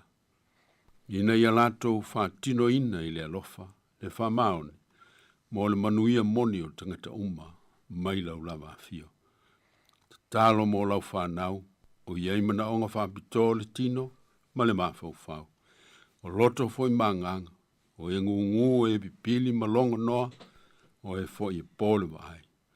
Nisi foi o pulea pele ama malos, ma fuala au ona, te iefe so swani malawe ai a te ila tau yalo lo wolof. So swani le lalolangi lau tele, ma vevesi ese, o no le wha ilonga lano, ma winga wha tupu ma senga ese i nei ona taimi. Ina ia sa unia e lau fio, au wala o lo walofa tu noa. E mau ai lo file mu i le vao tunu, ma le vao tangata, ai maise o lanu mangangana. So soani foi, ina ia whai tia le pipisi pēr. Ma tafi e sea i lo mana, wha mai pipisi o ie nele kovitis fluiva, mai le nei tunu, ai maise le lalolangi atoa. Talo mo lau e kale sia kirisiano au i le lalolangi. Malana ngā luenga wha misionari. Ina ia wha malu sielo na wha tūtua. Ma tū mau i lo manuia ma lo file mu. Tutono lui tau. O leo langa wha nei ona pō. Wha manuia wha ngā malo le lei uma. I so sea tunu. Maisi o lātou tai. Nei tunu foi o mātou no nofo ai. Mo le manuia lau tele o tangata uma. Talo mo mātou wa inga. Ina ia mau e mātua ma whanau. Lo manuia ma lo file mu, e ati na e ai, Mea le lei mo lo vi inga. Whamanuia fo i le au whawhawhonga o le so, ma la tau lava singa le lei uma. Te talo mo le siu whonga o le lau mua, ma ana whi au le lei, e meisi alona tau wati nai, e pei o na iei nei. So ani mai, ma te tala mai whai tutoa o whamanuianga, mo whamoe moenga le lei uma, ua fua ina nei. Tātou malanga pēr malau fio. Fua i mailo manuia malau file mo. Mātou te wholau ai male mauti noa i le lumanai. O a mātou te tālo ia te mā, male loto whawhatai. Tu i nātou umai le whātua tua. E ala lava le suafo Jesu Keriso, lo mātou wali whaola. Amen. Tātou pese le vi inga o le tua.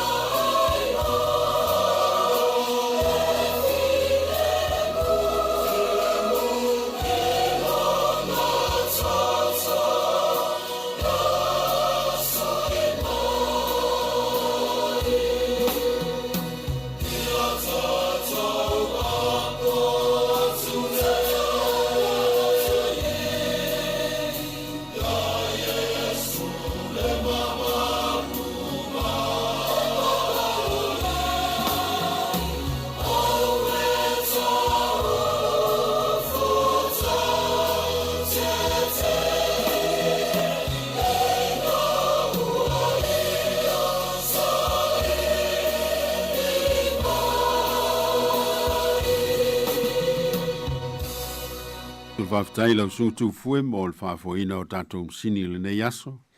Wa manuia le tua i autou whaiva ma autou au puno no wai. Ia mawai sevi inga o le tua. Whaftai tele. Manuia le whaiunga le vai aso i le alofa o le li. Tātou whaiuli te talo. Tu maumai e o mātou lunga o malama. Lunga o lau whanau pua ngā tia i le lalolangi.